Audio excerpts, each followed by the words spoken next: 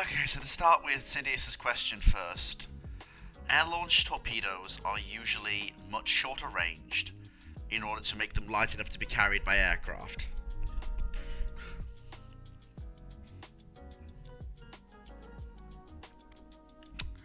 Well, can we have the chieftain as a Ramblings guest again? I'll have to ask him. I don't like bothering the man, he is somewhat busy, but he has started his second channel, as some of you may know. I know I've been quiet for some time and I can't figure out what the problem is. I think the old mic's losing its touch. Not much I can do about it, I'm afraid. Let me try doing a bit of the old fiddle, if you'll give me a second. He's doing a little bit of fiddling. Please hold. Oh, you're very funny. Oh, dear. I knew I needed... Oh, I knew I needed my... Oh, good lord.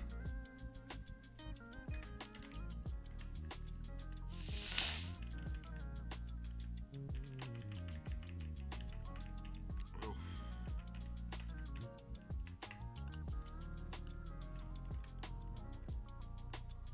Trying to... This new Windows just... Sometimes it... Excuse me 1 second. Oh, good lord. Why is this so quiet? Why is it so damn quiet? Oh, I gotta fix this. Alright. For some reason it's gone really quiet. I may...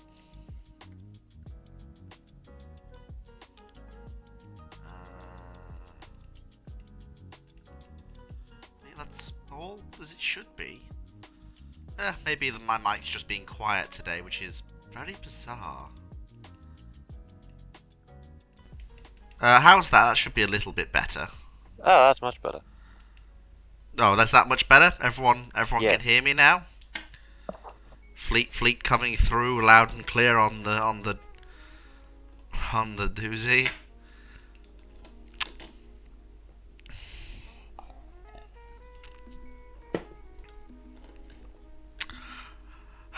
Alright, well, welcome to Ramblings. I'm sorry for the everyone pinging, it really wasn't intentional. That's old tired fleet coming through for you there.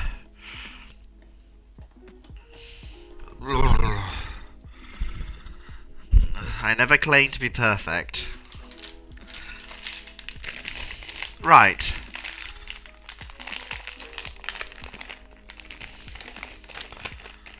Well,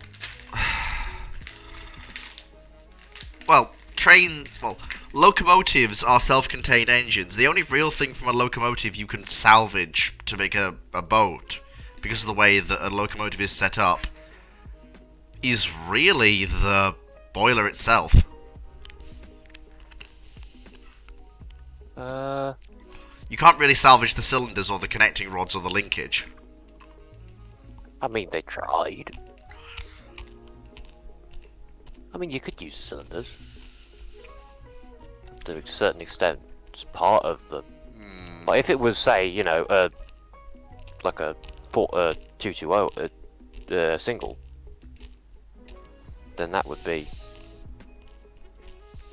Possibly. pretty much just yeah, you just have to replace the Steam change linkage slightly. But Steam Loco's just casually working through water like it's not even there.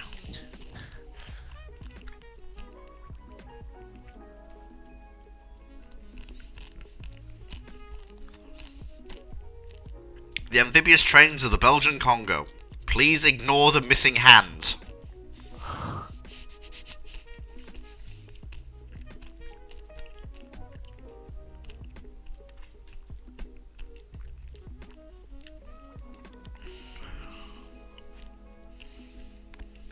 Fleet, how much money do we have to pay for you to do a Let's Play of a dating simulator?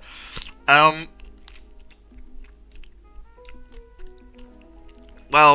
I haven't really been getting into Let's Play content on the channel for a while yet. I've been trying to get through a little bit of university, get a little bit of breathing room.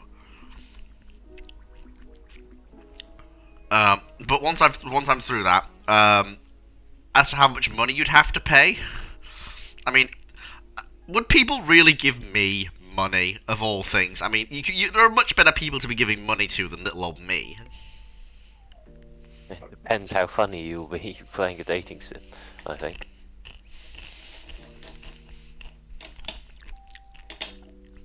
I mean, if people are really interested, I could set up a Patreon and link the YouTube to it, but I feel like it's a little premature with only 100 subs.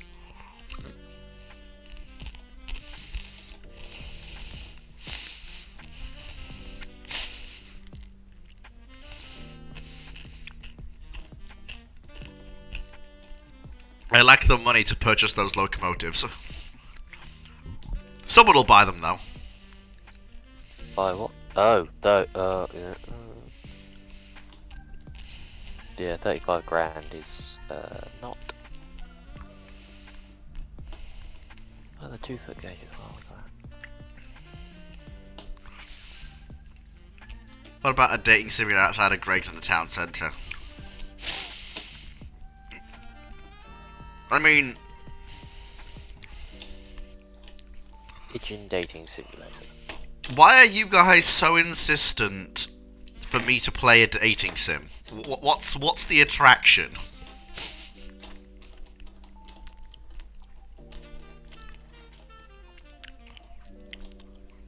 I've got the social skills of a wet brick. And the looks to match. Don't play yourself like that, Fleet. You're probably a damn brick. Oh, you're charming. Looks. Thank you. I tried my best. You could tell I also have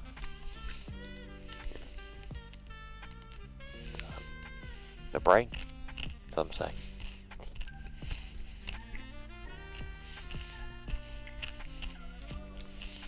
Anyway, what's this got to do with boats? Well, Ramblings isn't strictly boat related. I understand.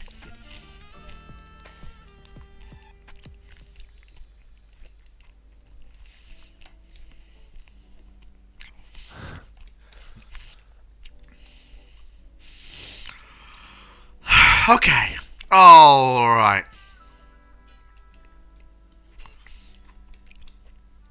Attack helicopter dating sim. Oh god. I want to see a Wish.com drag trying to flirt with an attack helicopter. Oh. Oh. Okay, the king has cancer. That's fun. No, let's not panic. Alert, all hands on deck. I doubt this is going to be a King Edward the Eighth situation, King Edward the Seventh situation. We're gonna get a good 20 years out of him, I promise. He's only 75. Edward the Seventh only made it to 68. Ah. Good lord.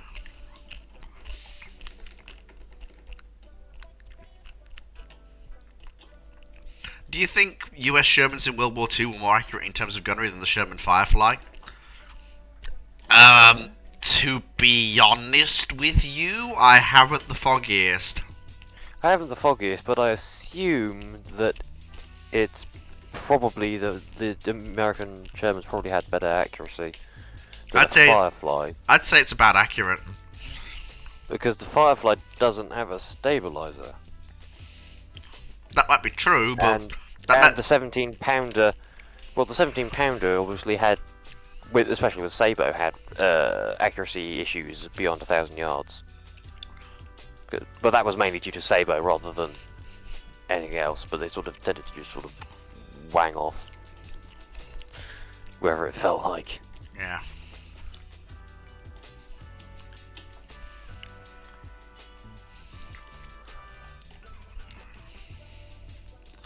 Boat plane. What That's- the fuck? Boat? Plane? No, that's a plane boat. Boat plane is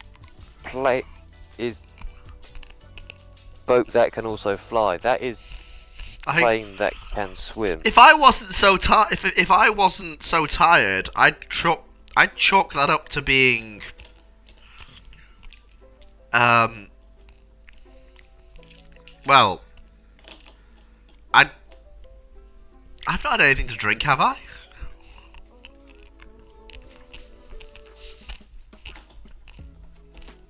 Oh, not the bloody battle carrier concept. Battle carrier. Because, you know, you don't want to... Why do planes need to take off into the wind anyway?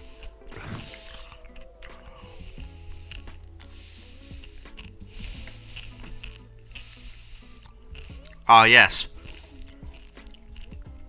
The car. No. Why? Make a good argument for this plane for the Royal Navy. I can't. I've had an aneurysm. Just even trying to... Bolton Paul Defiant, whilst I love it, is also a terrible aircraft. And you've put floats on it. Like, turret fighters are not very good ideas. No, they are not.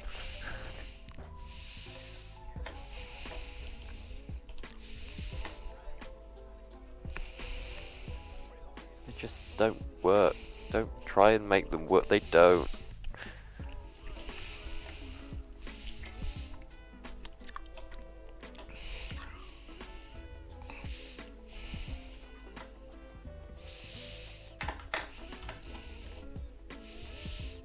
Will you, though?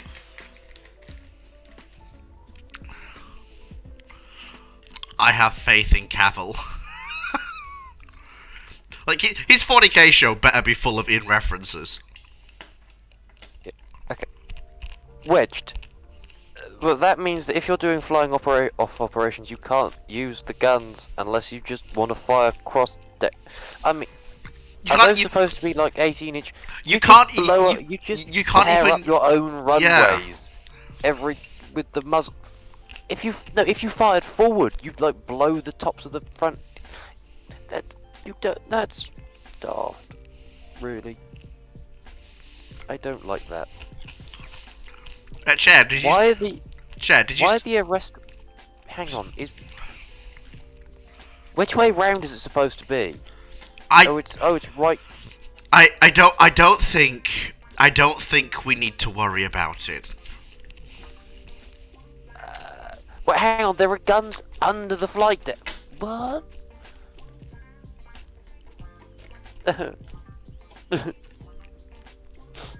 Yeah, no, Che, you're right. That's right. Let it all out. Let it all out. But yeah, so did you guys see the Chieftain's wholesome shunting video? I found that adorable. I haven't seen that yet, but I do. Like, just does Those shunting ones. challenge, and I'm like, yes, that is adorable, and I love it. More content like that, please, Chieftain. On his little Engage model railway, I was like, yes. I need to. That's a signal that I need to get myself some points so I can have my own shunting layout in my room. Because who doesn't have a model railway in the university accommodation? Well, here's the thing. If you don't, what's the point of it all? Mm-hmm. Uh, Oh no. When are we getting fleet merch? I don't even know what fleet merch would be. The profile picture on a mug? Fleet on Hosh? Something like that? A sharpened trowel. That's a weapon, sir. We can't sell that. What about sharpen your own trowel? Sure, Foxo, of course you can. Joker laugh? I just laugh. Hosh body pillow. Ugh, dear. Dear God. I don't need one. I like the ship for its design. I am not one of those fuckers who goes and buys a body pillow of a ship girl. Besides, there isn't the host ship girl, thank God.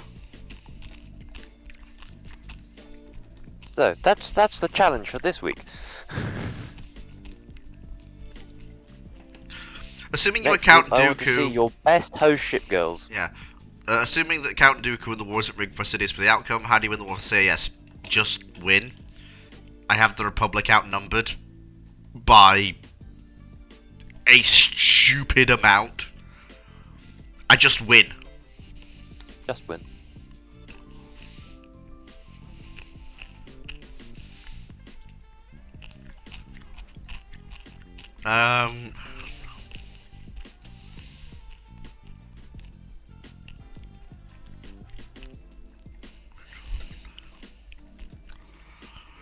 The Korean history myth. Supposedly at the end of the Joseon dynasty, the Korean government were able to salvage a destroyed steam engine from the German General Sherman incident. That official records how it the metal workers in the Joseon period were somehow able to replicate the engine with a Qing dynasty engineering book, mounted on a wooden hull, and even pull off some test runs. Should show this all to myth. Or does a late 18th century blacksmith have the knowledge to start making a 19th century paddle wheel engine? It's not the weirdest thing I've ever heard.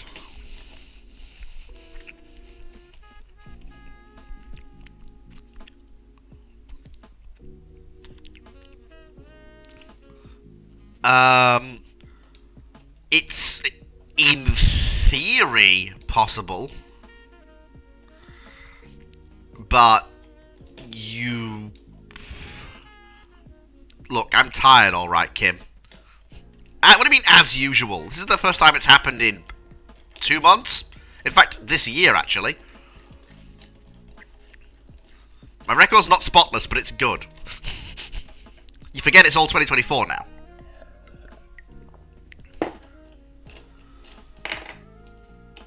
Have I nuked the dry dock today? No. I would point out... Wedged, why don't you get the role?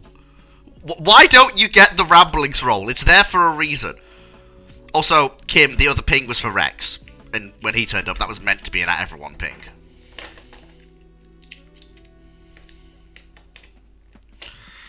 Would you say the invention of helicopters led to the resurgence of hybrid cruisers? You don't. It's an automatic thing when you start up Ramblings. I have to remember to turn it off every time, Kim. When you start up Theatre at Sea, it's an automatic thing that it's going to tell the entire server shit's going down. If I don't remember to turn it off, like for example when I'm tired and just woken up from a pre-Ramblings nap, then that happens. Fleet was EP, he needed his naps. I do it on purpose. Post-it note on the monitor. I mean, no, not really. It happens. It happens so irregularly now that it doesn't bother me. And when it does happen, it brings some new blood into the Ramblings fandom. So. Cope, I think, is what he's saying there. No, I need that as a pillow, not as a body pillow. I want that on my sofa. T-34 tank crew versus Red Army Rifle. Which would you rather be if you was entered 1938 Omsk? T-34 tank crew. That's a pre-war T-34. That's a pre-war T-34. Like, yes please, give me that well-built T-34. That's actually put together in a decent manner, has a radio, and isn't a rush job. Yes, please. Gimme.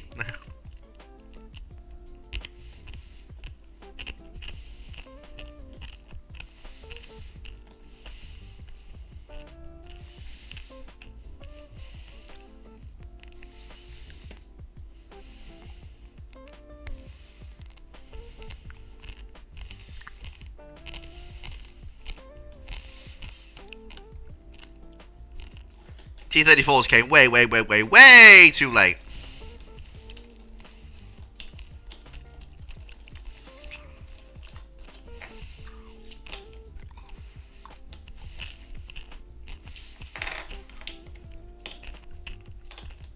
Look, while LP did sound the alarm bell on the T-34 not being the best tank of the war, he did, in his need to overcorrect, overdo it just a bit.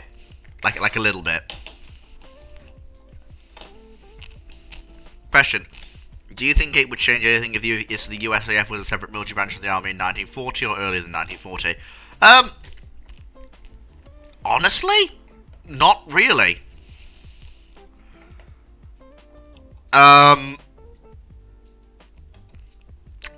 The USAAF was functionally independent from about the mid-30s. The reason I say this is because you see it making decisions very much based on aerial practicalities rather than what the army wants. Like, an army-focused air force, which... Like, no, yes, the USAAF wasn't independent, but it acted in a way that an independent air force would. It was very much following similar lines to the Regia Aeronautica. The RAF.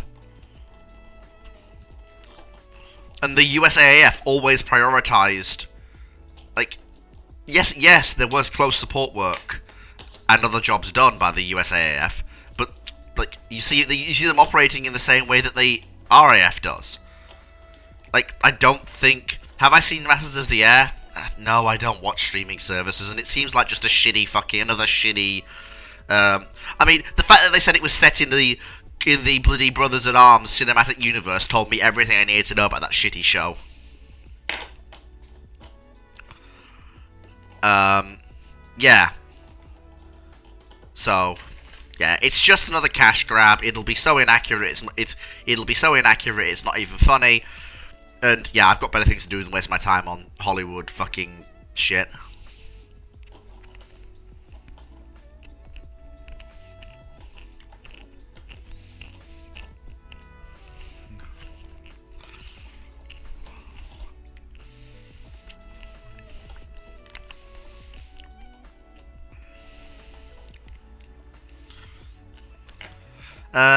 FAA managed to be more of their own asset rather than relying on the RAF pre-war. How much better are they? Well, if the Royal Navy gets their control back... Well, no, Band of Brothers of the Pacific and Generation Kill were good. But... this show is turning out not to be good.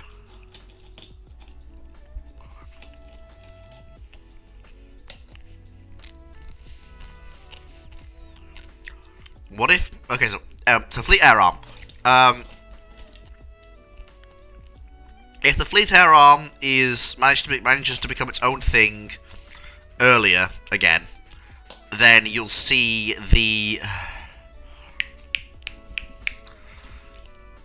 You'll probably see aircraft coming into service to... replace the... somewhat... interesting aircraft on the Fleet Air Arm. So, the Rock and the Skew will probably be gone by 1939.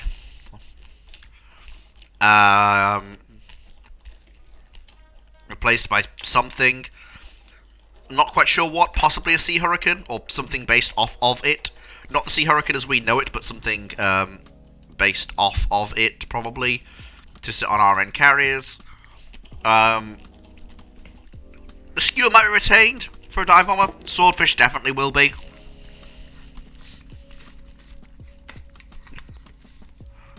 There is no escape from the Swordfish.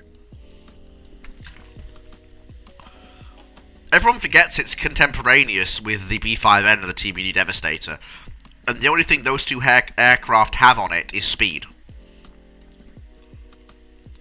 And even then, it's only 20 and 60 miles an hour respectively.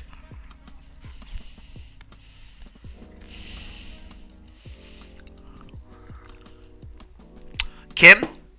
How? How does one torpedo a MiG-15? What? What? Just land... No.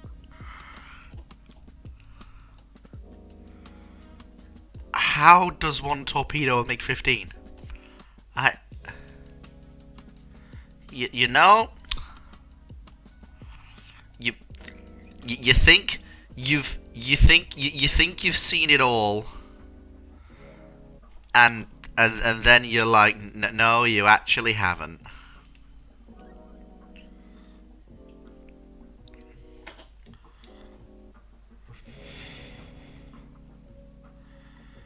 Like,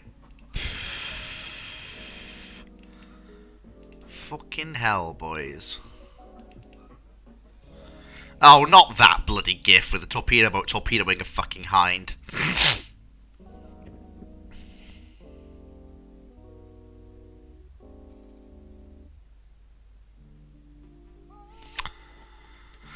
Anyway, where was I? I like how there were just random bottles of Heineken.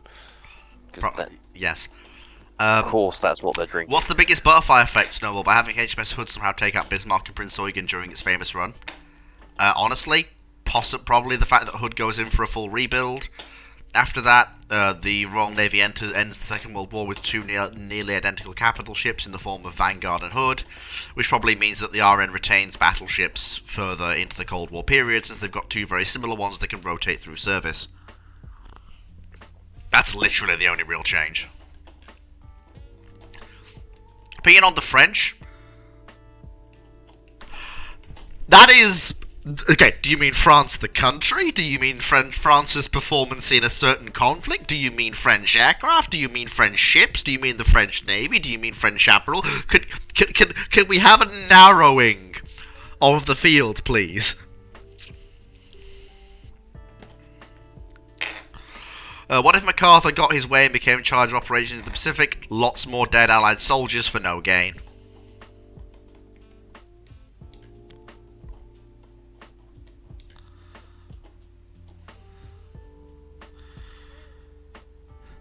In personal opinion, would the RAF be better off than the USAF when they conducted the daylight raids over Germany and the US take night bombing? No.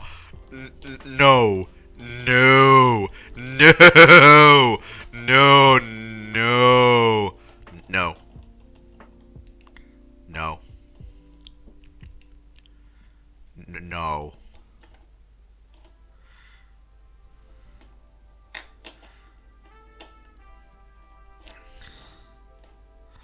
No. I think the answer there is no. No.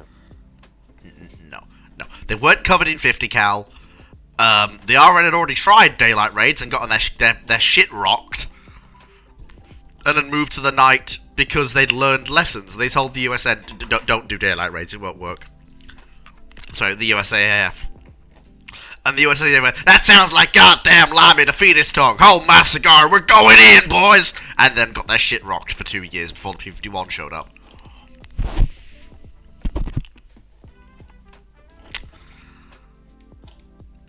Panzerkampfwagen H. Everything French. Well, my opinion on everything French is, if you let me go away and write a dissertation, I'll be back to you in 2 years. But otherwise, France is a normal country. No real... Yeah, one that sucks at war, though. Just normal, average... nation. British propaganda, untrue. It is very true. The Lank and the B-17 and B-24 are different bombers built for different reasons. Mm-hmm. The B-17 is a shit bomber. Though I would agree, Gunnery Officer, the B-17 is a way better bomb. The Lancaster is way better than the B-17. B-24, I would say they're about on par. No. Oh god, why B-40? B-17's equivalent to an early Wellington, functionally. Dragon, what the fuck am I looking at? Drake's Drum, a alternative socio-political history of the world, and it is fascinating. Honestly, I would love to have you just do, say, a stream going through the various navies of the world in Drake's Drum. If you can find me a... I can give you a link to all the... If you can PDF find me... qualities. Yeah, I would very much like to go through Most of the German fleet is stolen other ships. Well, that'll be interesting. I'll send you a link in DMs, just so you can look at your leisure. I think I found a topic for my newest recorded video. Oh, there's a lot of them. The Royal Navy one alone is over 100 pages. Show me the stuff! They also have tanks, airplanes, everything. I require the stuff with immediate effect. You'll want fighting ships. You will give me an egg. Oh my! Oh, extracts. Oh, Well, well, no. What do you mean extracts? It says read extract. Oh. Yeah, click that, and it brings you to the next thing, which takes you to more. Oh, is it? Oh, it's all there then. Oh, that good. Oh, I see. Oh, wow. Oh, wow. Wow. Oh, well. This is sort of the Royal Navy until the late 50s, isn't it? Yes, I think so. Like 1948, I think is the last thing in there. Because the Second World War goes differently, because the First World War goes differently. Which Second World War?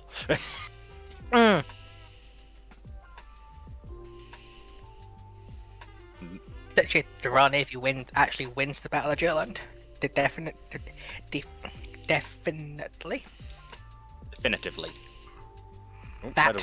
We lost a chair. Steady on. Well, yeah. Oh, yeah. Chess said he did have to go. This is very interesting stuff right here. Oh, very most interesting. Very interesting. I dread to see what you'll say of the Kriegsmarine.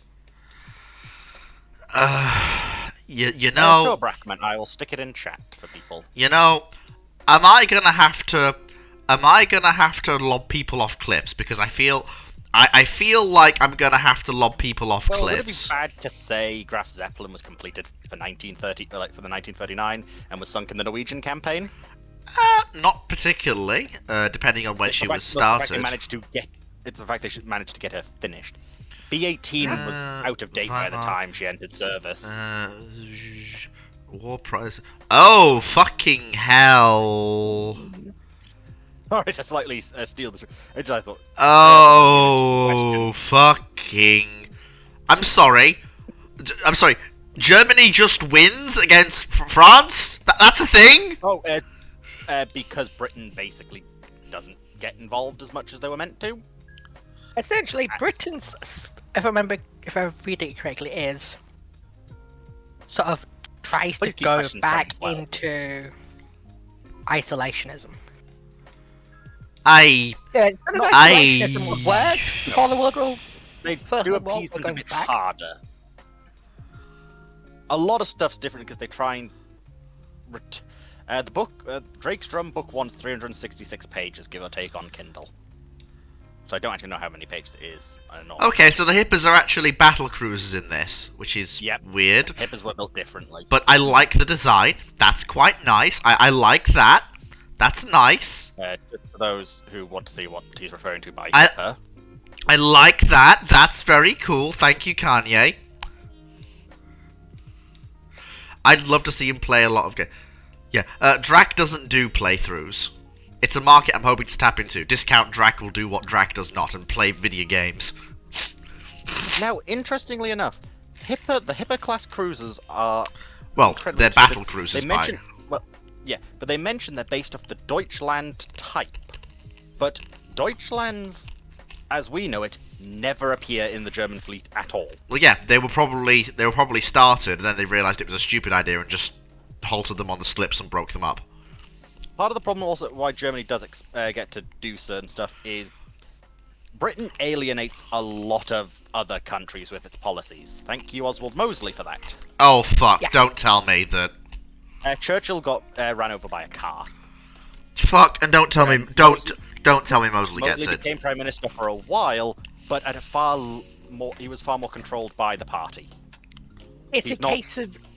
As nuts. It's essentially it's pre-1933 mostly. Right.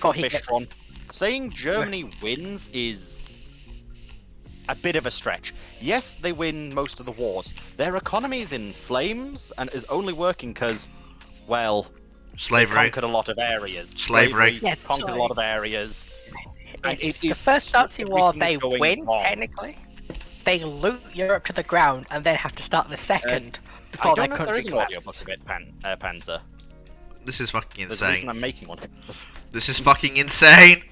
On the other So, hand, the Germans, Scharnhorst, so the Scharnhorsts are basically as historical, but with a full dual-purpose secondary battery and 9 13.8-inch guns. Okay, I like that. Okay, that's a very interesting thing. I like that. Moltkes are Richelieu's, but which are much Yeah. bigger in this timeline, which I find very interesting. So to explain, the Washington Naval Disarmament Conference was changed a lot because Beatty really didn't let the US have what they wanted. Oy.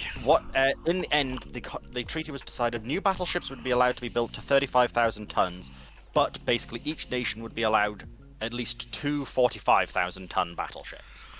So I need to tear people. I need to tear this thing a new one. Good. Good to know. Beatty has a lot of prestige in the naval circuits because he won the Battle of Jutland with Jellicoe.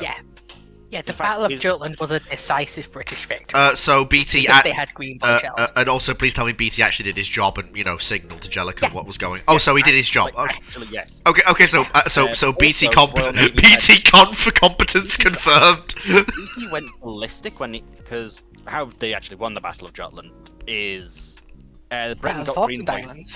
Yeah, Battle of Falkland Islands revealed how inadequate British shells were, as well as Dogger Bank and Flamborough Head. And Beatty went to Fisher and Churchill and tore the naval armaments industry a new one when they realised the shells just broke up on contact a lot of the time. So Britain went into Jutland with actually decent shells and managed to cripple the battlecruiser fleet in the first engagement because they actually could hurt them.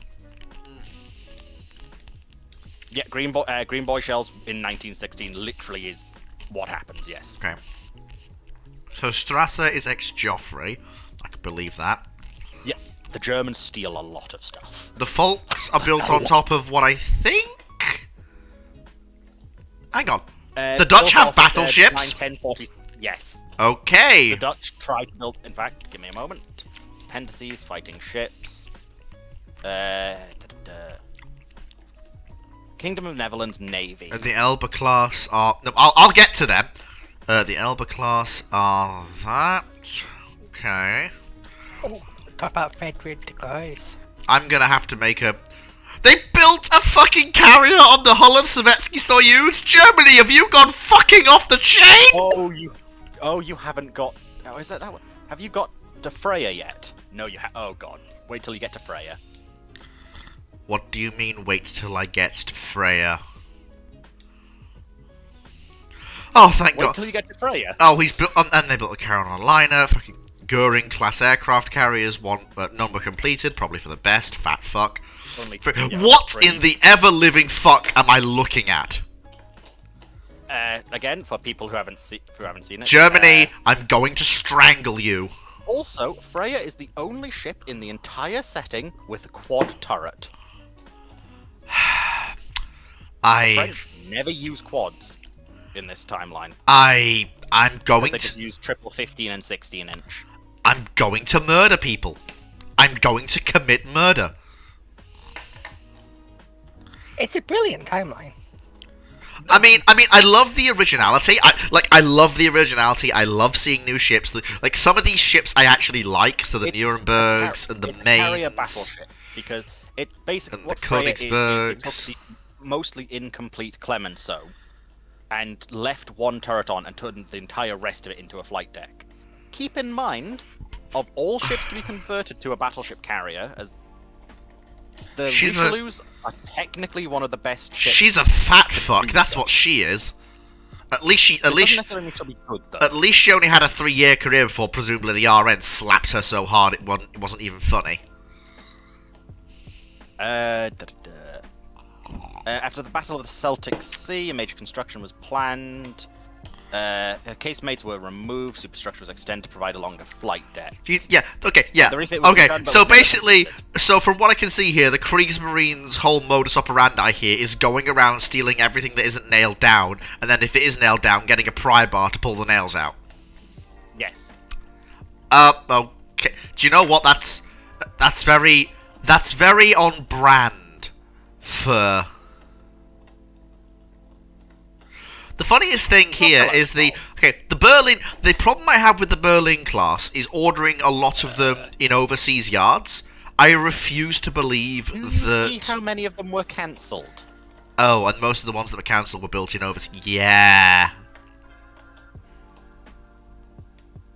Also, the Berlin class was never meant to be built. Oh.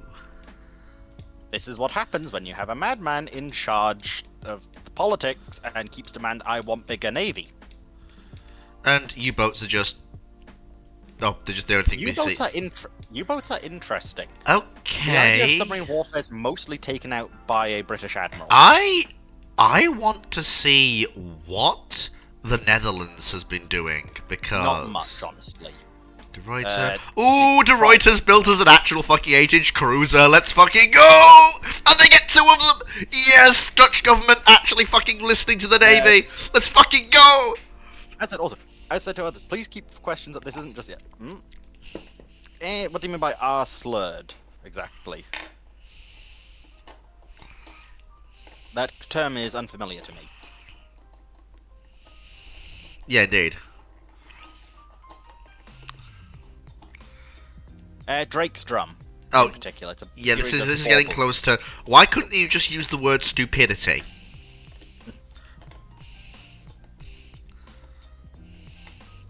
Oh, right. Oh, now I get what you mean. Oh, that's it. Slurred. I get what you actually mean now. Oh, that's... Oh, well, that's a shame. Yeah. Okay. Japan, what have you been doing? Uh, No spoilers, please.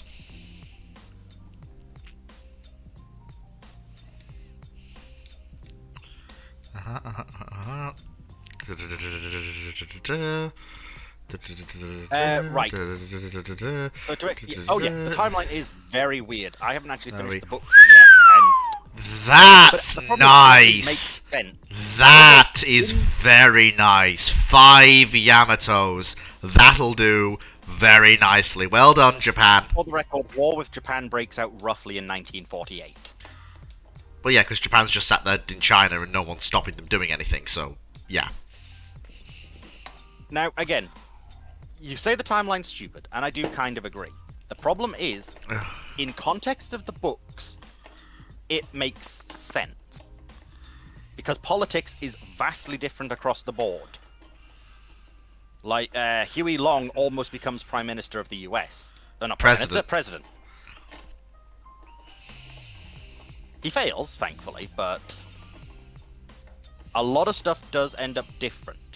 For instance, the UK basically alienates itself, and this ends badly. The Soviet Union breaks down in 1942. Italy is surprisingly which is honestly unsurprising, given that without Lend-Lease, the Soviet Union was always going to collapse when Germany kicked the door in. Would the Axis win the war if Huey Long's elected president? You know more about this than I do, Fleet. Your thoughts? Nope, I have no fucking idea. Just keep in mind, also, the reason why the Axis does so well is in 1940, Britain has to surrender because they're out of money. Surrender, I assume you mean make a peace with actual... They made peace, yeah. Yeah, because basically... I'm sorry, but expanded German Navy or not, no, there is... They never could beat the Royal Navy or Air Force. Yeah, they so there's... even set foot. So there's basically just, okay, we agree to not fuck with you, you don't fuck with us, now bugger off Germany and go do what you want to do in the East, or we come back for round 2 later on. Yeah, the reason why Britain has to surrender, the US refused to give the UK any loans or war equipment. Yep, that would do it. That would do it. They thought Britain was lying when they said they were broke. Because Britain was honestly truthful and the US didn't believe it. Because you're just after a better deal, why should we? To be fair, the Royal Navy had been lying a shit ton in that book, so... Hey, actually, Fleet, I think you'll love how Operation Sea Lion goes. Let me guess, they all get burned. Fuck. No, Operation Sea Lion, they land on the British coast. About a week later, they all surrender because Goering's incompetent. We've got no fuel, no food, no medicine, and they decided to ram a battleship onto their own coast to bombard us. The entire German force of sea line is captured. Also, because what's called Operation Sea, the Kriegsmarine try and beat the Royal Navy, and it fails. Yeah, Britain rams HMS Revenge off the British coast and starts bombarding the German positions. That's hilarious. You should say this is the original Revenge, not the successor ship Revenge. Yeah. That's hilarious. I love it. That is just the funny, and I'm 100% here for it. They just fucking 10 goer. Right, okay, so I'm going to have to explore that after ramblings, but anyway, let's get back into the questions. That's why I've been asking, please, more questions that are not just this. I didn't entirely mean to divert everything over this, I just want to complete an interesting question. You gave me an alternate history with detailed ships and everything else to dive into, and you expected me to not? I didn't mean to quite steal the show. An interest is good. I always want others to ask more questions as well. It's interesting. That's the whole point of ramblings. I mean, true.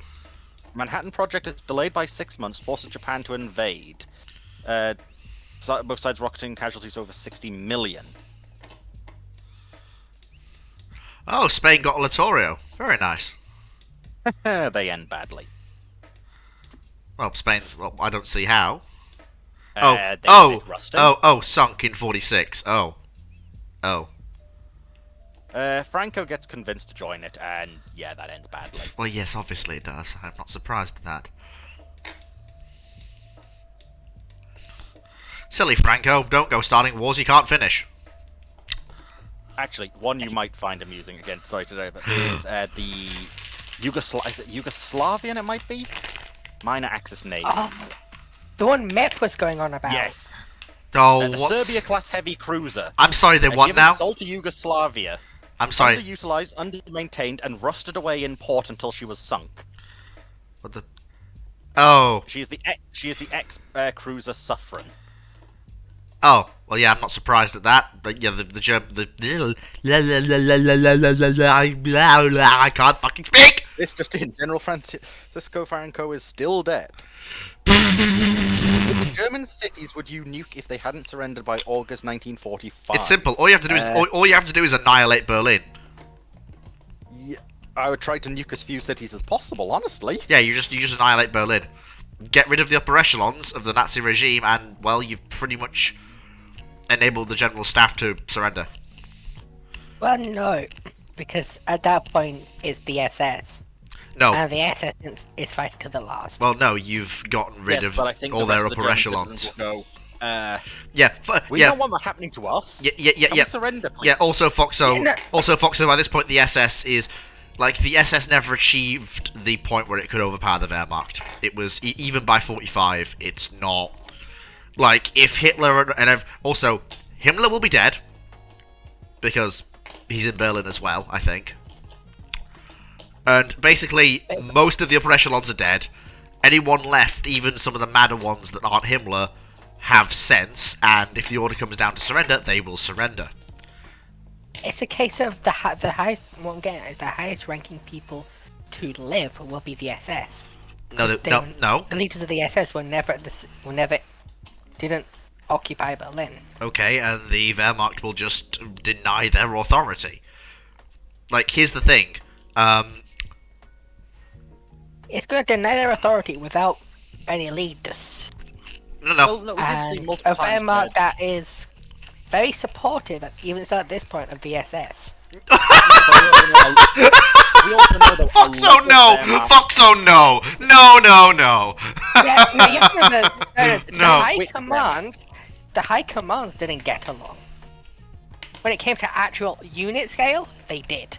Well, Which is part of the reason you can't say the clean Wehrmacht army group as well, because a number of them did work well with the SS, and a lot of them also really didn't like the SS, and especially after seeing, their home city be nuked, they might all of a sudden go, right, so the Russians are coming from one side, The Americans and British are coming from the other.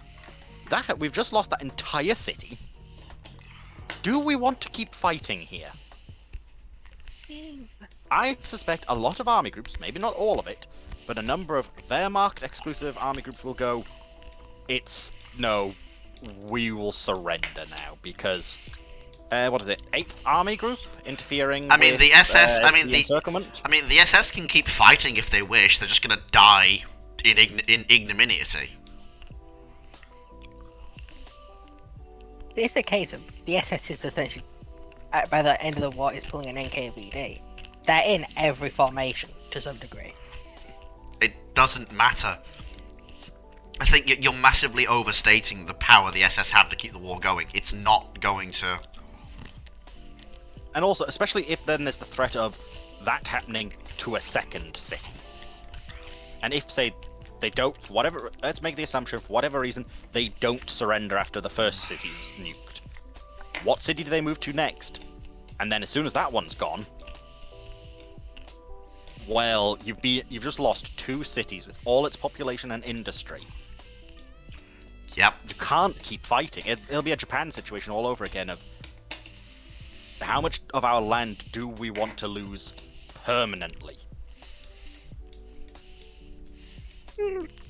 I still do think you're underestimating the sheer suicidalness of the Nazi ideology. Yes, I agree. that's true, but the difference is, by the end of the war... Because at that point late in the war, it's a war of annihilation. There is no surrender. Well, if that was the case, then why did they surrender? Mostly because there wasn't much left. Because in our time, most of the areas were completely surrounded. This is my point, Foxo. Hitler kills himself, and Germany surrenders. Hitler is killed by atomic bombing. That's a good point. So that the power vacuum might actually cause SS to start infighting potentially, which basically makes the war end even faster. It depends.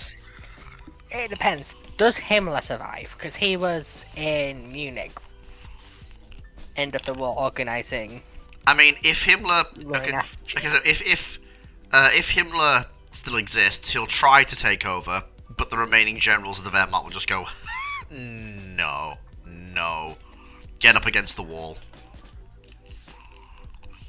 I can see that because Himmler has essentially been running the show for the past year or so. Himmler was not running the show.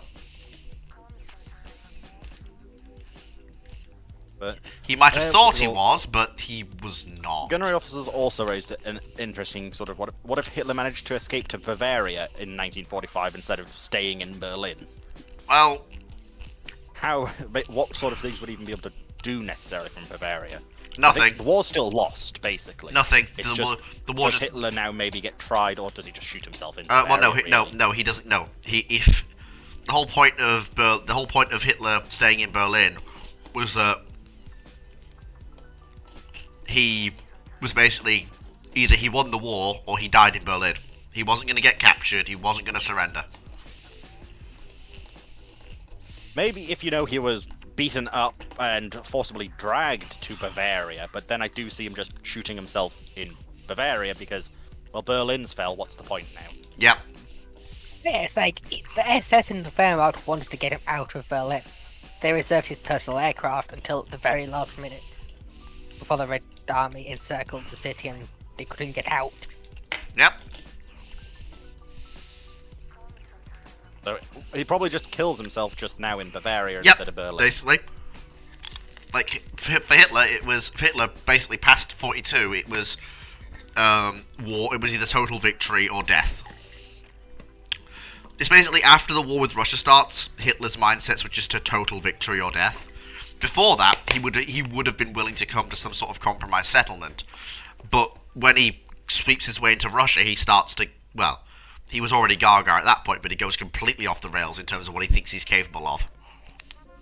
It becomes what he prophesied in his book. Don't read it, it's a shit book. Of the War of Annihilation. That there cannot be no peace from that war. There can only be one side dead. A few days before the nuking of Hiroshima, how much will to fight was left in Japan? A lot. Tons. Yep. Like, No, the whole thing about divine wind. no nukes means Operation Downfall. Simple as. Simple as.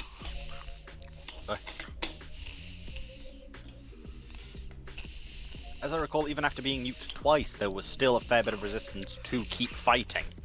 There was a coup. But- Just to give you a reference, the Emperor was an immortal god in the eyes of the Japanese people. There was a coup against their god when he said he wanted to surrender. It went nowhere, yes, but by the sheer fact that there is a coup Against should tell their you literal something that living god. even after 2 cities are gone, Pretty much. and that they want the people in charge because they don't want to rule a country of ash.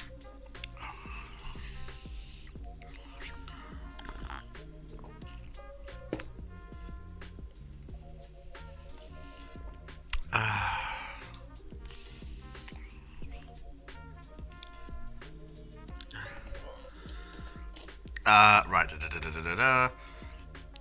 Was there an airstrip in the bunker? Kyoju incident with the military coup, it didn't. Yeah. Was there an airstrip in the bunker? No. There was a road that happened to not have craters in it. Although prior to that, the plan was to go from Tempelhof.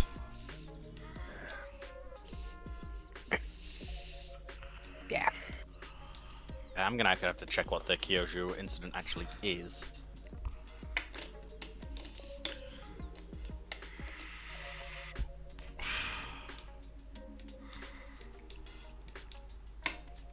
Okay, right, so that is the surrender coup.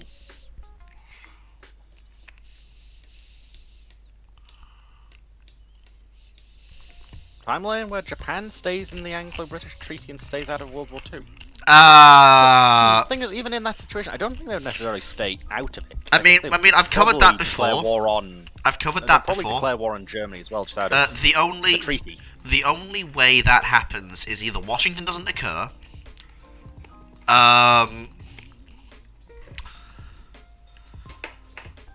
or somehow the British and Japan say, yeah, we're totally getting rid of the treaty, and they don't. They just keep it secret. There might be stuff to discuss about that later then. But I did already cover that in a timeline in a while ago, but it wasn't recorded. But I think that's the one Bishatron's referring to.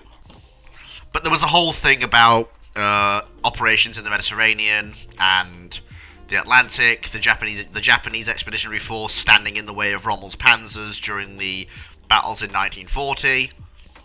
Yes, the Banzai charge goes against the panzers and it somehow works. IJA aircraft over France, IJN aircraft in the Med. The Yamatos, which in this timeline are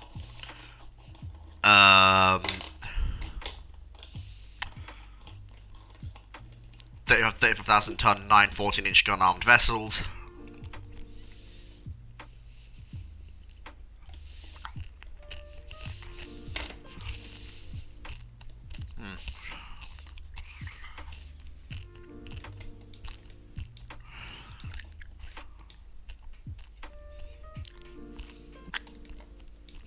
Oh yeah, like, if you're willing to accept that a timeline's silly, you can do some very fun alternative timeline shenanigans. Oh yeah. But you also have to accept that this bears no resemblance on what the real world really was. Mm-hmm. I think that's part of the reason why I've been liking reading some various other ones. Is if you accept, if it works somehow within its own timeline for whatever reason. Yeah, fair enough. like the upcoming Red Fleet timeline video, which is very nearly done. We have to accept that it's not the real world, and there's a lot of What if the... What if the Portuguese get brought in by the Treaty of 1373 from the beginning of World War II? What role do they have, and will the Germans or Italians try to attack Portugal? Well, first off, the Italians and Germans can't really get to Portugal except with aircraft. Which Portugal can get fighters from Britain to deal with. No, Spain's not intervening. There is nothing that the Axis can offer Franco to make him get off his seat. Franco was very From Portugal. no, no, You'd be no, surprised, no, Ruben, no, how no, much no, can actually change. no, not even Portugal. Franco knows how it ends. Like, But the problem is, if Franco the thing is, does decide to do anything against it, then they've now got Britain and France also against them, and Yeah, that's 'cause not a thing is- situation Franco wants. because the thing is, no, Franco's under no illusions. Like, he sees Italy and Germany going up against the British Empire and the French Republic, and then later the British Empire, the United States, and the Soviet Union, and goes, they're fighting the three largest industrial powers in the world. Yeah, I know how this ends. Like- Because it's either Like, so I wouldn't talk about Franco though. I was saying I can see the Nazis just pulling a Napoleon and trying to overrun Spain to get to Tiger? Portugal. Because I'm just going to call it Tiger at this point. Talking about an early entrance to Portugal, as in World War II kicks off, Portugal's instantly in, sort of. I mean, Yeah, if it's they, in 1939. I mean, if they do that, then I feel like a 1939 Wouldn't Spain would join. Tiger, the Civil War's just ended. Spain is in tatters. Yeah, which is why I can see the Germans trying to overrun it. Because hey, the Spanish can put up much resistance at the current time.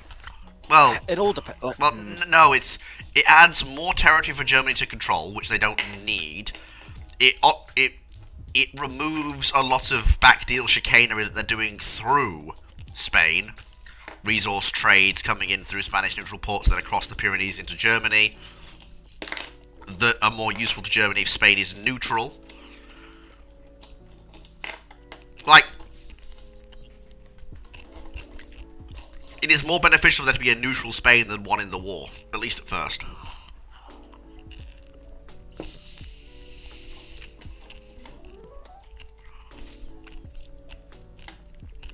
Well,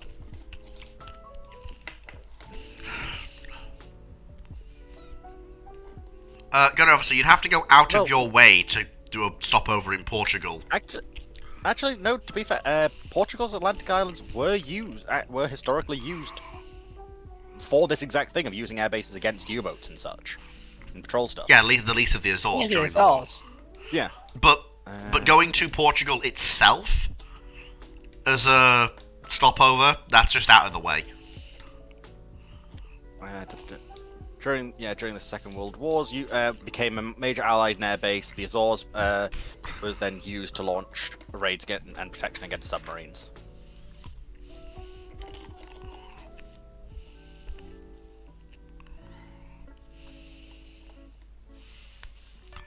True.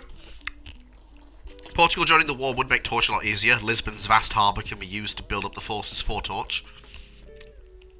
Potentially, Yeah, yes. if it holds that long. On the other hand, Fox it will. There's no, like, Germany's not going to march through Spain. I do agree with Samurai. Like, what does Franco actually gain for going to war with Portugal, France, and Britain at this time? Nothing.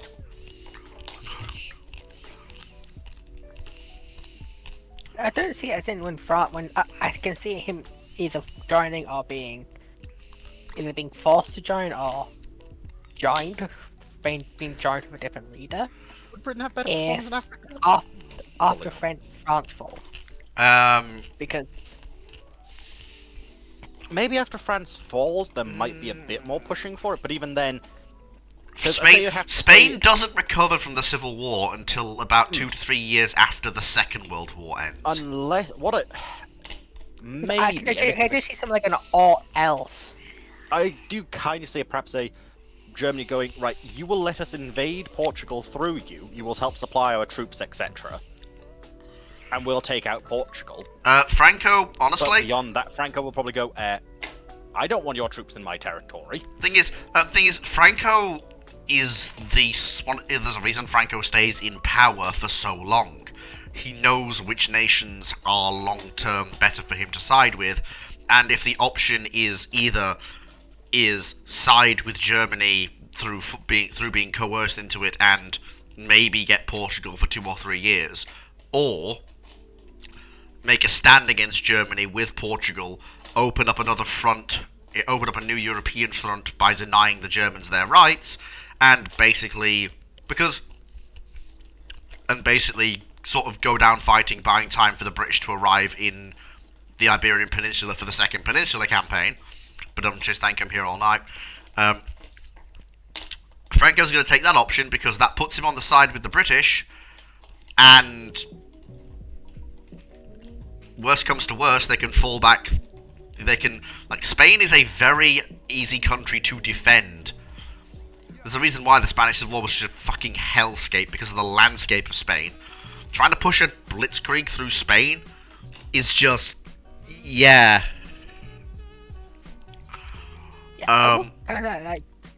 In hindsight, yes. Well, no, Franco. No, the thing is, I'm not talking about hindsight. Franco full well knows that the Germans and the Italians are running rampant, but are going to lose.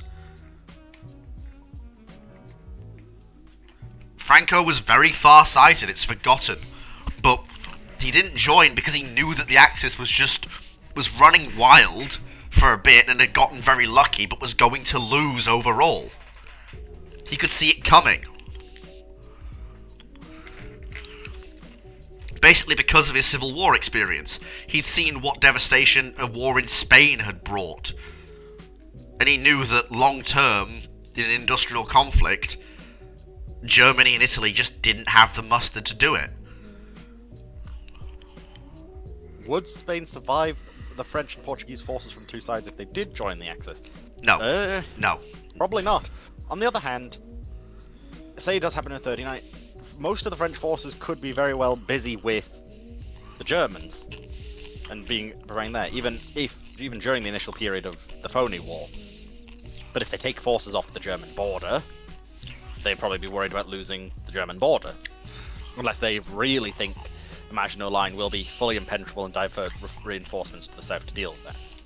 But if they do, Spain just sort of collapses again.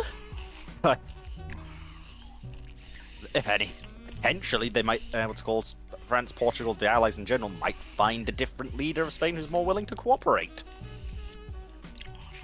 A lot of stuff could go very differently, but Spain would not survive, really, I don't think.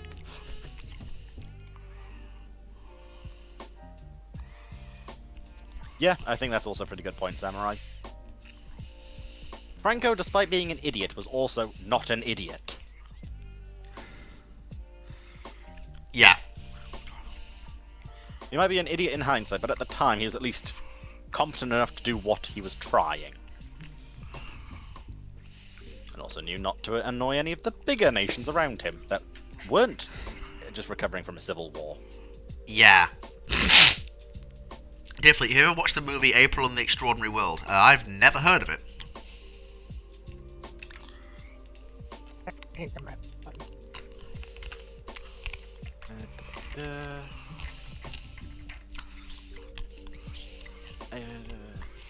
Animated alternative history set in a dystopian steampunk world based on the concept and the visual comic art of Jacques Tardy.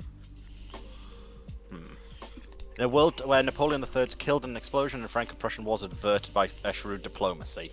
For the next 70 years, the world's scientists disappear one by one, causing technological progress to halt and pollution to spiral out of control. That's intriguing. Do you think there's a situation where Britain helps Finland instead of Germany helping Finland? There is. Helping in what way, well? There is, but the problem with that is that basically means that Britain and the Russians go at odds, which means that there's not going to be any aid to the Russian front during the Second World War, because Britain and the Russians are possibly either at war or are in sort of a cold staring contest.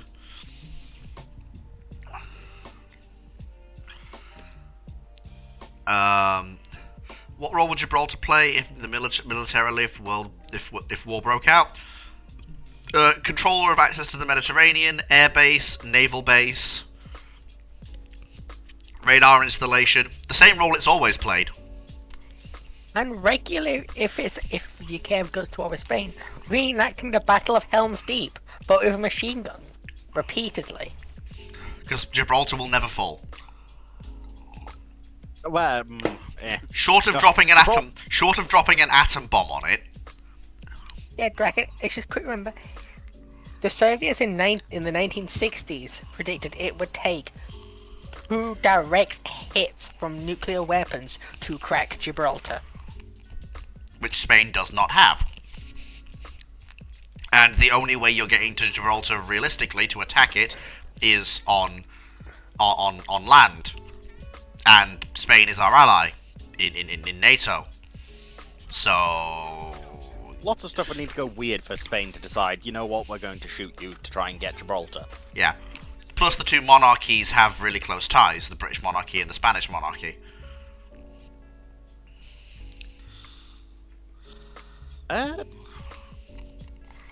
Continuation war might be off the cards, but in the Winter War, though, there was definite plans to try and help Finland, from what I can find. The only problem was when Sweden and Norway said, no, you're not allowed through, it really put a bit of a kink in plans. And Britain also sent relatively extensive air support, as well as tanks.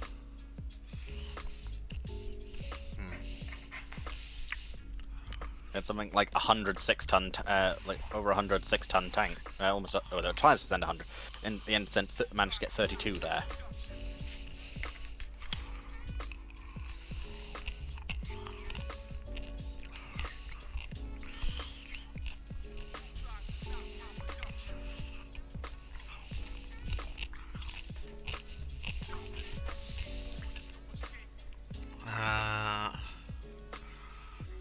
Then again, Vickers would have done that anyway because they're Vickers.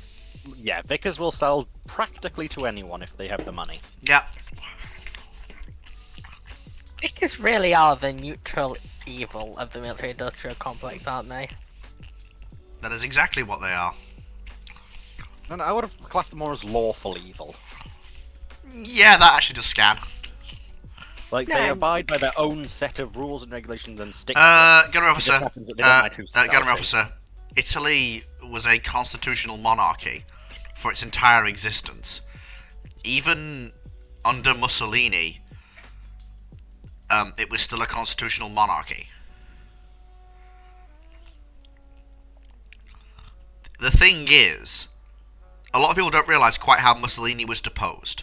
Mussolini was deposed through a vote of no confidence and an emergency general election called by the king.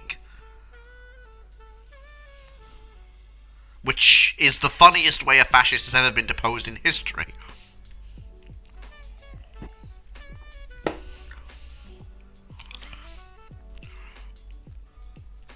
Hitler's still gonna...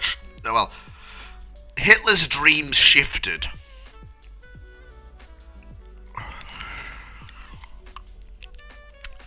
What is the military-industrial complex's alignment chart in your opinion? I don't know enough about it to really make a call on that statement, if I'm going to be completely honest.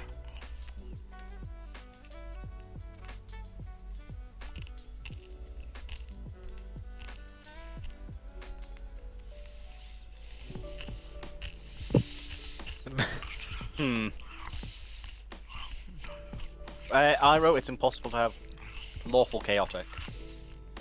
Because lawful means that you abide by your own set of rules, whereas chaotic means you are entirely willing to break any set of rules. That's why you can't And use that in neutral just D&D. means you do it for yourself.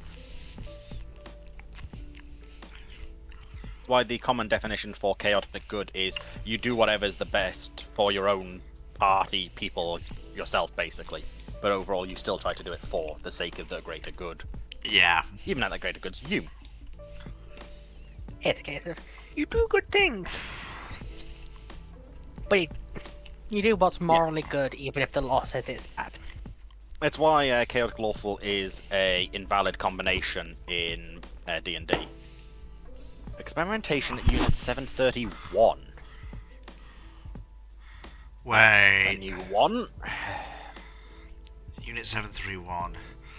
Oh, Covert not Biological and Chemical Warfare Research and Development Unit of the Japanese Army One that of engaged the- in lethal human experiments and biological weapons. one of the most horrific things to come out of the Second World War, or history in general, is Unit 731. Estimated 200 to 300,000 people died in their experiments. And millions more died when they released their weapons over China.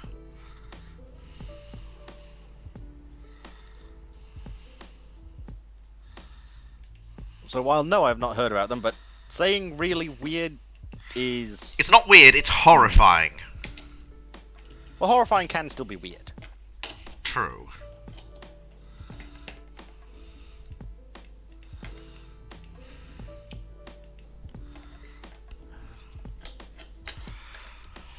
Let me make myself Well, more that's certainly a comfortable. name to call themselves. Epidemic Prevention and Water Purification Department. Sounds like a perfect cover story. Do you think penicillin is vital to Allies' war effort in World War II? Yes. Yeah. It's hard to overstate the reduction in casualties it prevented, and also the amount of bribes you could give to Germans serving in France. And also remember, part of the reason the Soviets had such horrific casualties was due to the lack of medical supplies, and the ability to save people once they'd been injured, including infections.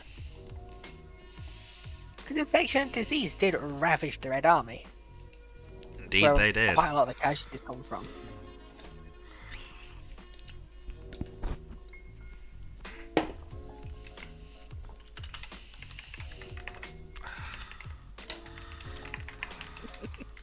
Oh, I forgot that happened.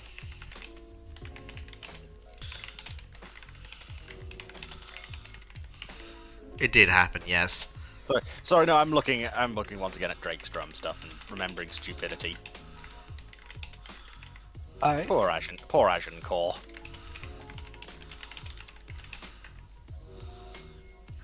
It was turned into a mobile naval base. Yeah, that's Oh. what I meant. Injecting diseases and much more into Russians, Koreans, and Chinese people over 9 years. Would the unit be better or worse if you introduced Cthulhu to them? Worse? Cthulhu means the world's kind of dead Fuck, unless yeah. you've got an ironclad to ram him? No, Look, no, like... the only way to make no, that unit work Dragon. is to introduce Nurgle. yeah, That's the only way to make it work. Dragon, you can't kill an Elder God by ramming Oh no, it. I'm not referring to kill. Well, it didn't kill him when that actually happened. It just put him back to sleep for a while. Yeah...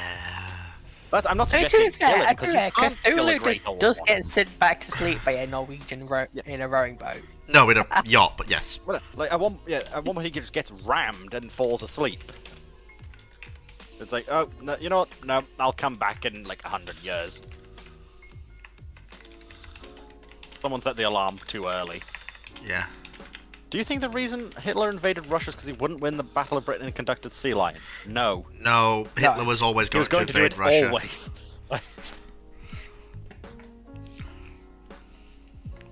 Look, if you want to know about Hitler, read his book. It's a shit book, but if you want to understand why he declared the war, you kind of have to read it. Well, if you can successfully read it, considering It's so badly how written. all over the yeah, It's a I almost really gen- badly written book. I almost genuinely feel sorry for the people who are actually having to write it for him Well, because just trying But they to were write... literal Nazis, so I know, don't but care. also you try and listen to that madman rambling and try and figure out what he actually means. Yes. Yeah, exactly, Taven.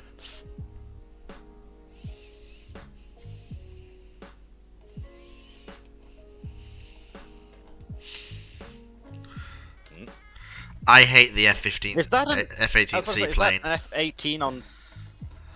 You know, apart from the whole idea of the seaplane bit, I actually quite like the look of that.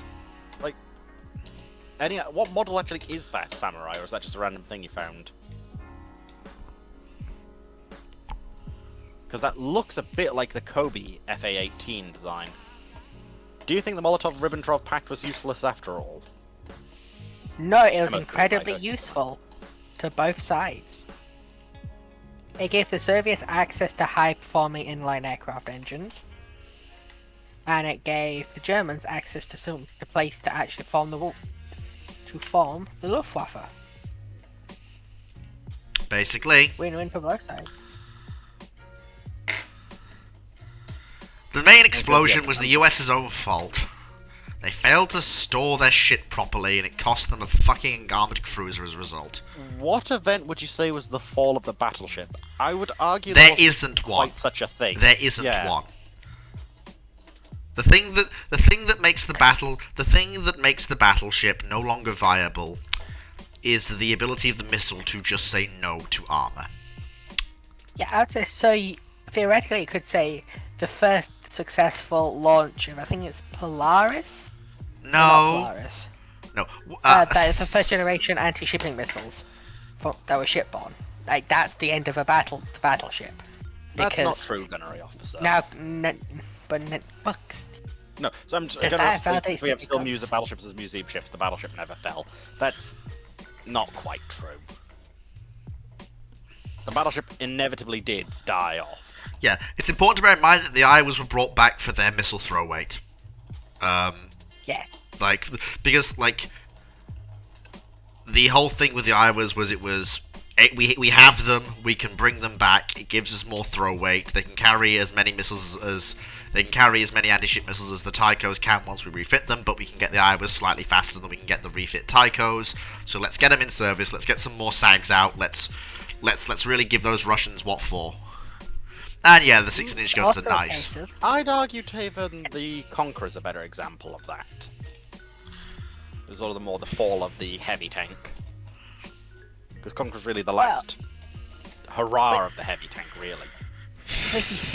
The issue is that the British are a really bad example of the fall of the heavy tank.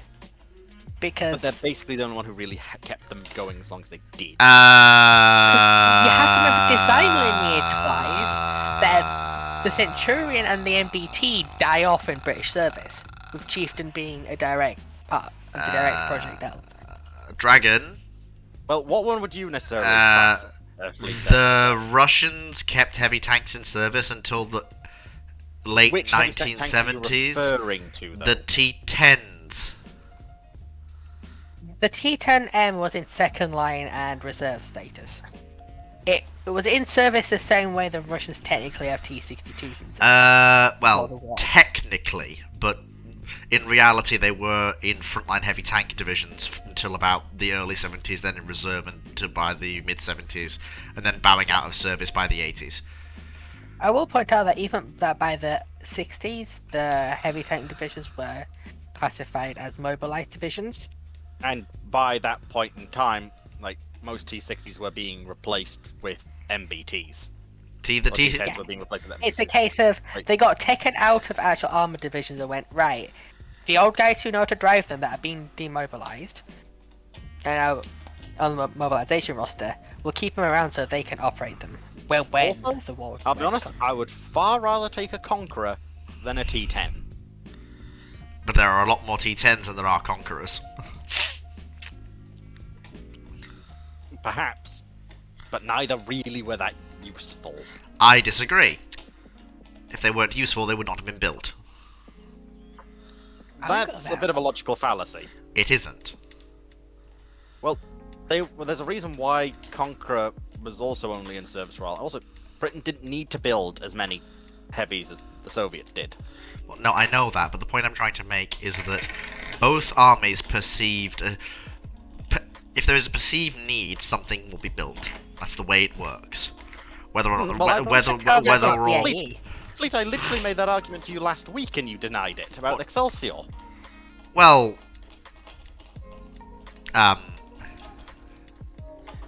Did we? I can't remember. It's been... Yes, I asked last week if Excelsior had managed to be if Excelsior project was managed to get done earlier than the fixes to the Churchill, would the British Army consider implementing it? And you said no, they had no need for it. Well, they didn't.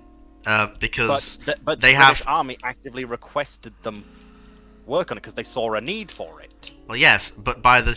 But- yeah, but by the time it was finished, even if earlier, the need vanished, so... Well, it doesn't, because if it managed to get finished before Churchill's fixed, it literally is the straight upgrade to the Churchill instance. but technically speaking, the argument of if the army needs something, they'll order. An excellent example actually is the US Armed Forces. The US Armed Forces ordered a whole ton of projects because they saw a need for it during World War II.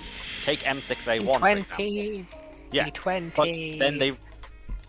but then they realized this was not exactly the best idea after all and cancelled them. Chieftain did an excellent example on this quite a while ago of a perceived need does not necessarily equal actually being useful. What's that other two? Didn't you do that on the T22? T20, M6A1, and a couple of others. It was the but- he did it, apparently he showed the T20 with the diesel electric drive. M7 medium, yep, another example.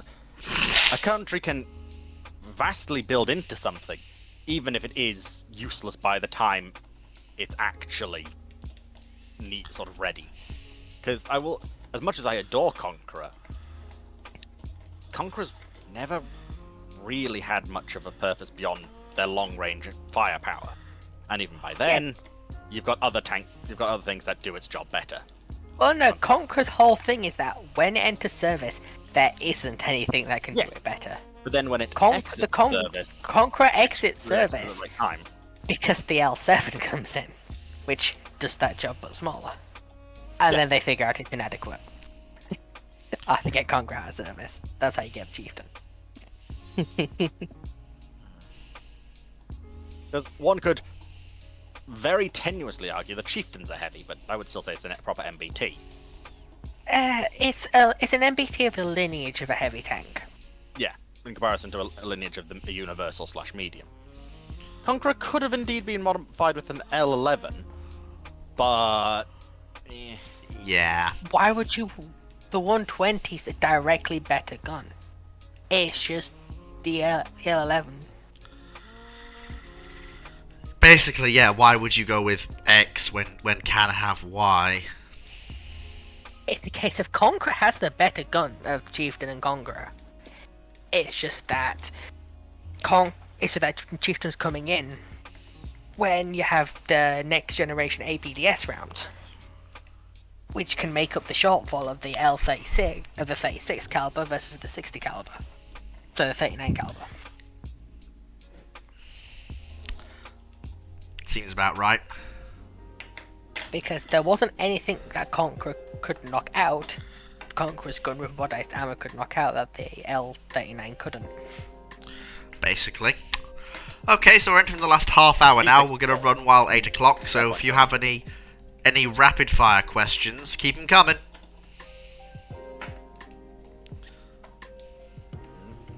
Petch, I think, to pose something. Well, say something in general. How to find love? Find a fox. Oh, Good question apart from that. oh, dragon. Oh, that's adorable. You two make such a cute couple. Also, L1A1 was the L/62 120mm. Yeah, it was 62.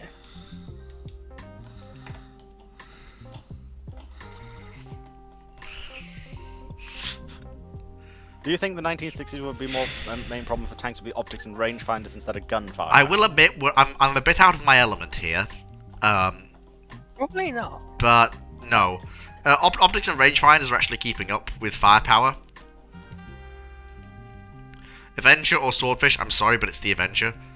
The Avenger's just a better aircraft. The Sword... right. like... Debate. I would argue usage. No... Considering, remember, Swordfish could be launched from battleship catapults. Yes, Avenger can't. but we're talking about as a torpedo bomber, presumably off a carrier. You're not going to be launching a Swordfish torpedo bomber off a catapult. You could. You could, but the RN never used that because that's silly. I agree, it would be a fair bit silly, but... The You can't Avenger... carry torpedo and catapult launch. Yeah, the Avenger's just... Like, I love the Swordfish, but the Avenger is just flat out Then a better again, though, aircraft. Avenger did also come a fair bit later. It did, but that's why it's such an obvious Question. Because yeah, Swordfish was 1934, whereas what's it called? Where was the? I was just looking at. Avengers First Flight was 41, so that's 7 years later. Yeah. It's like if the I Avenger would wasn't hope a better aircraft, you would wonder what the fuck was wrong. Yeah, there would be a lot of questions there.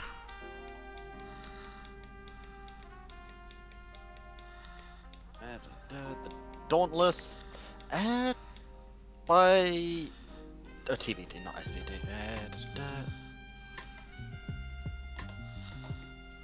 Trying to. TBD's Devastator sort of thing. Yeah, Devastator would be comparable.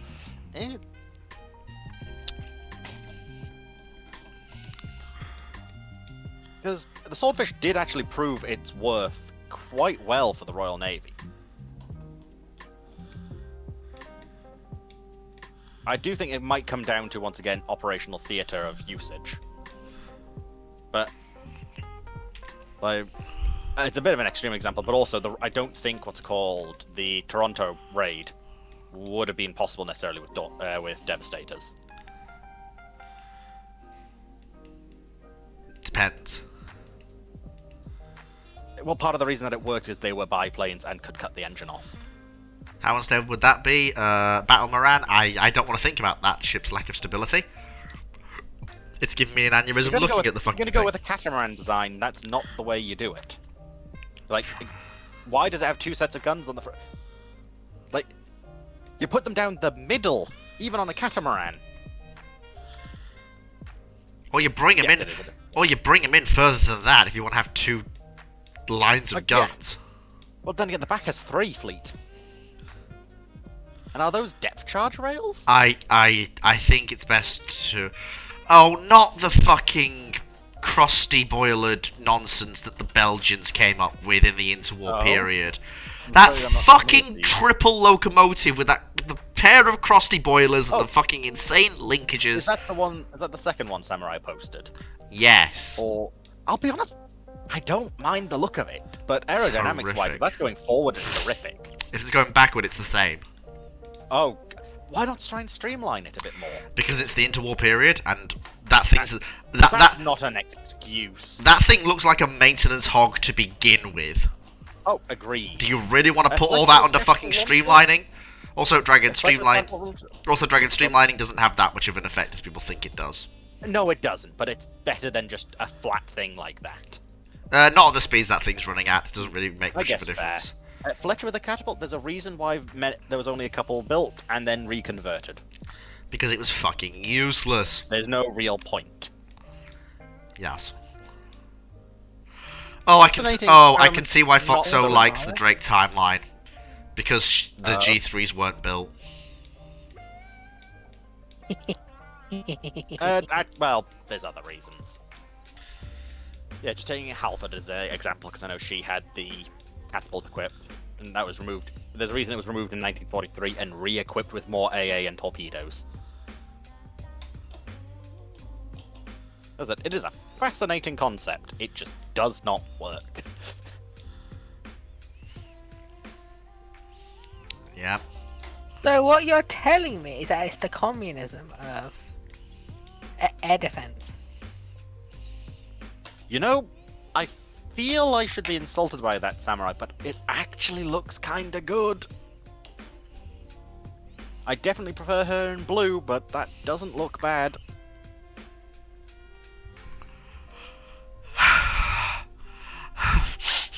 What have you done to those fucking locomotives? Who do I have to kill?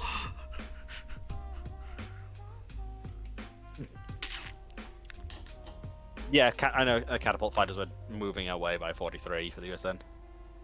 Though they still were potentially useful, but just radar is also useful. What would your GBAD Quebec to defend Kiwi? I think I just had a stroke reading that. Ground-based air defense defending Peary Land bus Emu. Why? Right. Oh, it's the how would you Peroon defend thing. New Zealand against Australia, basically, is that? Or right?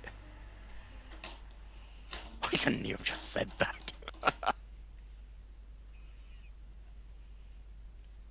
Fleet, what would your ground based air defense against what's it called the Australians be? Oh, why do you have? I'm already discount drag. I don't want to be discount per run as well.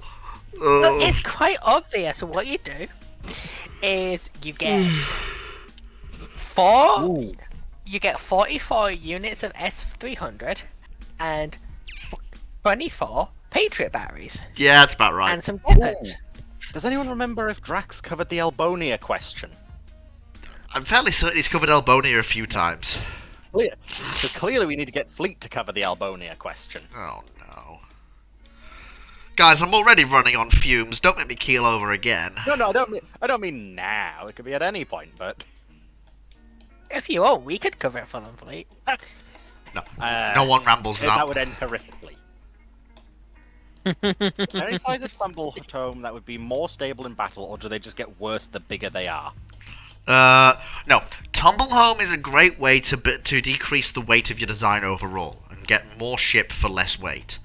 The main downside to tumble home is its lack of upright stability when it starts taking hits below the waterline.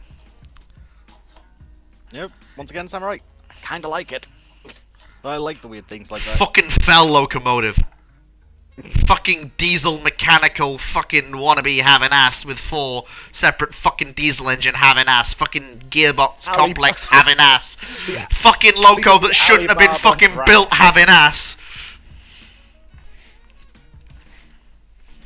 Fucking fell locomotive, I hate it. Fucking British Leyland having ass.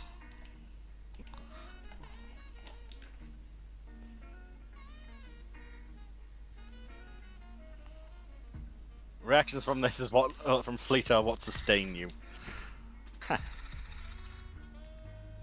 Wow, apparently I'm a source. Apparently I'm a You should source. see him in some of his other settings. I'm a source of nourishment now. Apparently, who would have fucking thought? Well, while it might be only for say 20 people, your content's usually pretty good. You're not like Dragon in that retrospect. I need to start It's a big making. seed. I need to start making more. Do you think the arrival of Jimmy Doolittle as Air Force Commander really turned the tide in the air war for the USAAF against Germany? I have no context for that question. I don't know what it was like before Doolittle. I don't know what it was like after Doolittle. I also don't know that much about Doolittle. So, But cannibals, but not for my. What? Okay, Doolittle solves some issues the USAF has against Germany. It's just he's nowhere near enough to get rid of the entrenched doctrine that's failing. Because the Americans have to be reminded again and again and again and again. The Flying Fortress doctrine does not work. Doolittle does a bit to counter it, but it's just that institutionally entrenched. Do you think strategic bombing will be used in the next large war? yes. Yeah. Yeah. Yes. Yes, but It just might not but be in it's the same no, way but it's important as to it bear in was mind then. that it'll be single or pairs of aircraft, be either B2s or B21s going in and dropping single bombs because that's all they need on targets that have already been lased for them. Or just cruise missiles. That What's too. a cruise missile but a strategic asset? Yeah. That can strategically bomb. I mean it's already taking place in Various settings. yeah. Because the US is launching Tomahawks at Houthi, and the Russians are launching whatever missile they can get their hands on at Ukraine.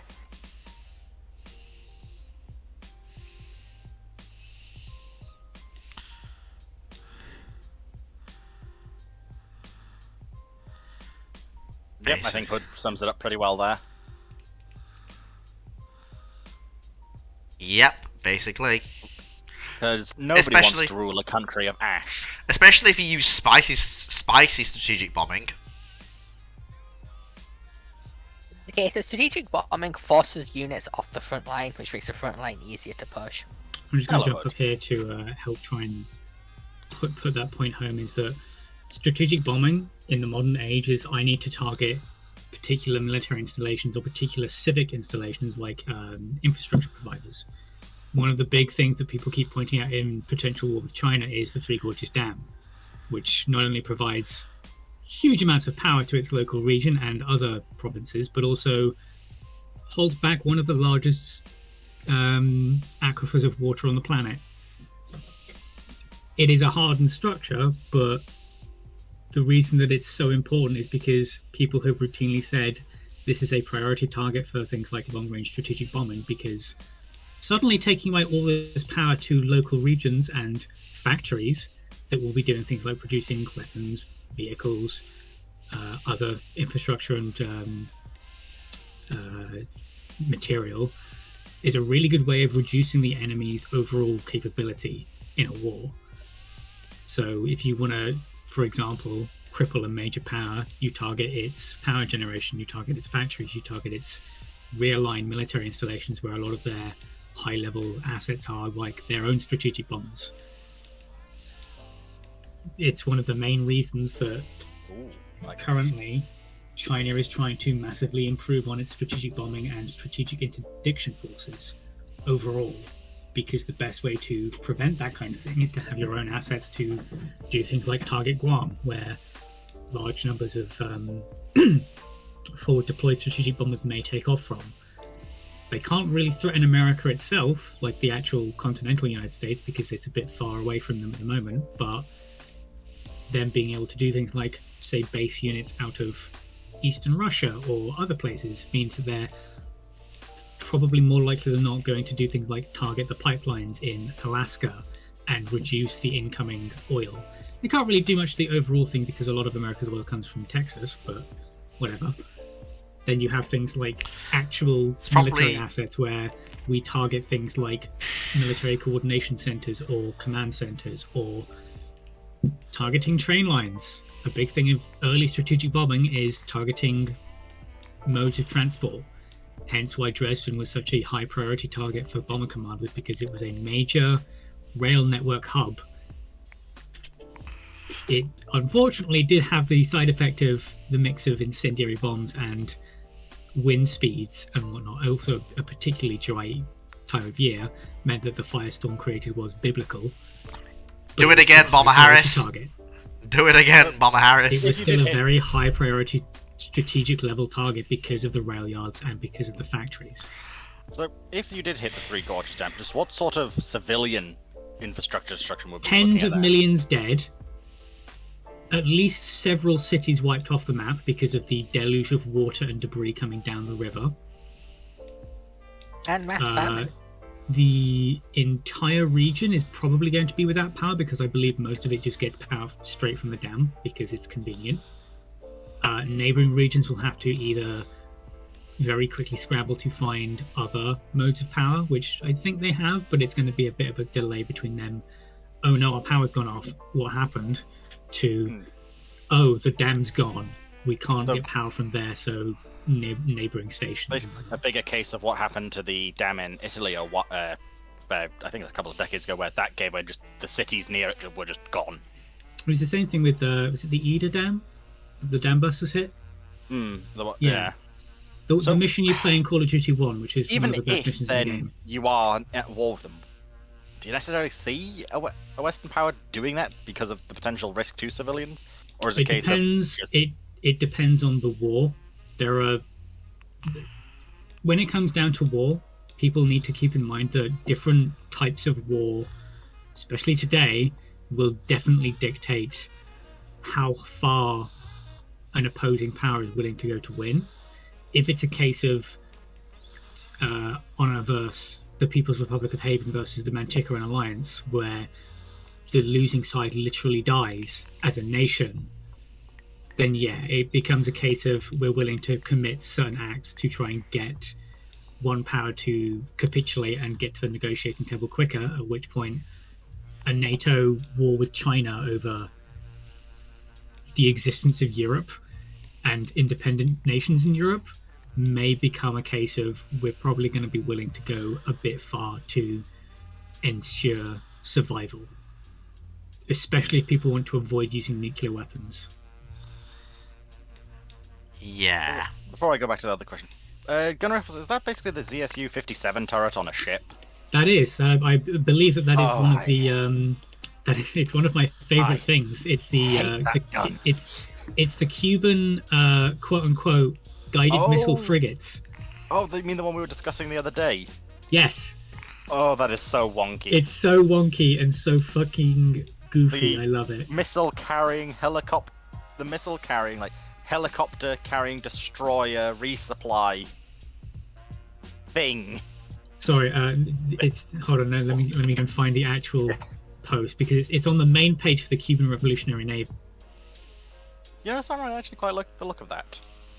It Also- is this the helicopter carrier patrol vessel, which is the stupidest and funniest thing I've ever seen. But it's also but she looks to be in reasonable condition.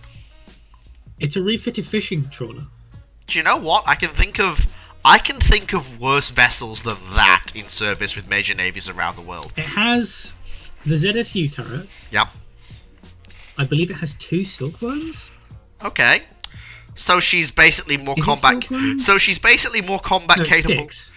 So she's more combat capable than the entire Venezuelan navy. Good to know. In a quick response to what you posted, Brackman, think about what the Japanese did, but more.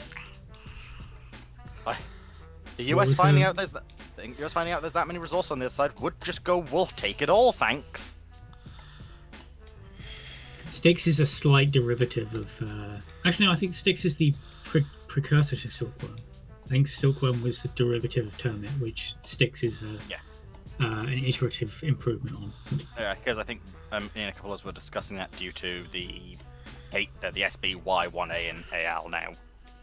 Yes, I didn't notice that it was that. I put that on Anshan now. It's very good. identical. They're very good, but they have a slightly different attack type because they're guided rather than lock on. Right. Okay. Didn't know that then. I've not used them yet, but that's the difference on the unit card page thing. But how familiar Stat are you card. with Gate? Me, Well, Fleet, if he's there. I'm here. I'm just listening it's a- quietly. Like, how familiar are you with the anime Gate? Somewhat familiar. Because Brackman was asking, what if that one of those gates end up in Washington D.C.? What does the U.S. do to it? Honestly, they're gonna reform Stargate Command and send them in. I genuinely could see That's what's them. gonna happen. honestly, that's Considering how resource-rich the other side of that gate is, and that's now solely in the U.S. hands of being able to take it. They might they'll actually do they'll the meme of, there's they'll oil there. they'll do it the same. They'll Bring over their noises. no, they'll if we're being realistic, it'll be the same way that the Japanese did it. Careful, considerate, diplomatic, but blowing the ever-living crap out of anyone that fucks with them. Fair enough. I could see perhaps a bit more of a military presence going through as well, instead of just, like half a division of tanks, a bit of mechanized, and like I think 2 Japanese planes. And some helicopters. You better basically you Japanese better got more believe equipment. you better believe that a lot of certain members of a certain organization from the southern United States are going to be rushing to get through the gate when they realize there's slavery on the other side. Yes, and they'll probably all be shot on the other side from the US garrison there. Saying We you're c- not authorized to be here. We can but hope. Well, no, cause I cannot imagine they'll just let anyone through. No, I know, but so- I know. Hold on, my entire reaction Oh, to God. to this whole conversation is this. Carry on. God, fantasy races. You just Hey, dislike elves. Yes, I Eight do. elves, not Next racist, question. just don't like them. Do you Fucking. think the US SST program, if they relied on XB-70? Which one was XB-70 again? Was that their supersonic passenger plane thing? There's Also, another one that's just no wait. XB-70 is the Valkyrie. Yeah, XB-70 Valkyrie. Yeah, a supersonic strategic bomber / aircraft research. Nuclear powered, if I recall. Excuse me? I believe the Valkyrie is meant to be nuclear powered. What is this, Thunderbirds? No, they Or that was it nuclear capable to like drop nuclear ordnance? Oh no, That was yeah, nuclear we're nuclear capable. Yeah, it was Right, the Valkyries were supposed to replace the B-52s en masse the same way the B-1 was. Supposed to. Where's the meme of the Enterprise E encountering? I'm sorry, Dragon, but I've just read something that I need your Star Bomber. Yes, Book 3, that does indeed happen. fucking what? Things go weird. Alex, I'll talk to you more about that later if you wish. That's right. The NB-36 was the nuclear powered one that they never actually fitted one to because the nuclear reactor was too big. It was a B-36 that was meant to have a nuclear reactor to use jet engines. There it is. There it is. I love it. It didn't have one fitted. This is where we get Thunderbirds from. Like, kind of. So we had. who let the Thunderbirds developers loose? Well, no. Jerry Anderson had all that. Well, no. Jerry Anderson was inspired. Do you want to know the funniest thing? Because there's only one confirmed atomic-powered aircraft in Thunderbirds, and that's Fireflash. Yes. The rest are all. There it is. Thank you, Iro. Oh, I hate that meme. But they ever gonna retire those? No, they will not be retired. There will be no retiring of the B-52. It will go on forever. Right. Okay, fine. Let's try and put this onto bed then. Where's the Danbu? Does that mean in the future that Americans will pledge allegiance to the B-52 and not the Constitution? Probably. I pledge allegiance to our Lord and Saviour, Grandpa Buff. Long may he reign. Grandpa Buff, god damn it. Yeah, short question. In Fallout 3, you find, I think it's an Essex class carrier that's been reactivated No. in 27. So you're thinking of Rivet City. Rivet City is not reactivated. It is in half, and I believe it is meant to be the Intrepid Museum, or something. It's based on one of the New York museum Essexes. And one of the worst things about Rivet City is they say it has a reactor, but it can't have because. Well, no, no. So the thing is that it does because this is Fallout, and also they use that for power generation for the ship itself. There's a whole to keep thing it about moving, as well as keeping the lights on. Fucking there's the whole Fallout. thing about the Kingdom of Hawaii having theoretically the largest military force in the world still, because they've just still got all the US fleet from Pearl Harbor that survived being nuked. Well, no. US Pac fleet was co-opted by the Enclave and used to defend the Enclave oil rig, and was basically conducting permanent patrols around the oil rig in that part of the world. Hawaii was basically just kind of left alone because the Chinese didn't care about Hawaii. They cared about Alaska because of all the oil. Because from some of the stuff I've read, there was meant to be quite a sizable US fleet still at Hawaii when the bombs fell. Yes, that was part of US Pac fleet, which was then redirected by the Enclave, who was run by the government, to defend the oil rig. Yeah, but the oil rig fell, didn't it? Yes. But the ships didn't fall. Well, it depends. Like the oil rig melted down and caused a gigantic steam explosion because of the nuclear fallout or the meltdown. Thank you, Frank Horrigan. Fucking idiot. Michael Dorn. Fucking idiot, Frank Horrigan. I always call Michael Dorn Rogel Dorn for some reason. It's mostly because of a dumb meme I made. You and your muty friends are joining me in a big old mushroom-flowered send-off. I love how they brought him back. Semper Fi. I missed Marcus so much. Anyway, US Pac fleet was the Enclave's naval forces at that point, and was mostly used to patrol around because the Enclave was still paralytically terrified of China coming back, despite the fact that China is a literal radioactive puddle. I know there is some stories of basically raider groups that have got super container ships that were working and sail around on them like battleships. That's mostly a non-canonical thing. Yes, but it's also a lot of the old interesting. writing. It is. It's also one of the reasons I love doing the Broken Coast in Old World Blues, and we'll probably try that out again because the Paradox launcher inexplicably works now. Yay! Hood's back at the Hearts of Iron 4 scene! Whoopee! Good luck in hell trying to get them to do that. You have no idea how happy that makes me. Hood's back on the Hearts of Iron 4 scene. I've missed. I'm not joining for Hoy because I don't like Hoy. I'm just playing oil rig. Old World Blues to see how it is. military exercise staged by the Chinese fleet are too close to our strategic oil reserves. Yeah.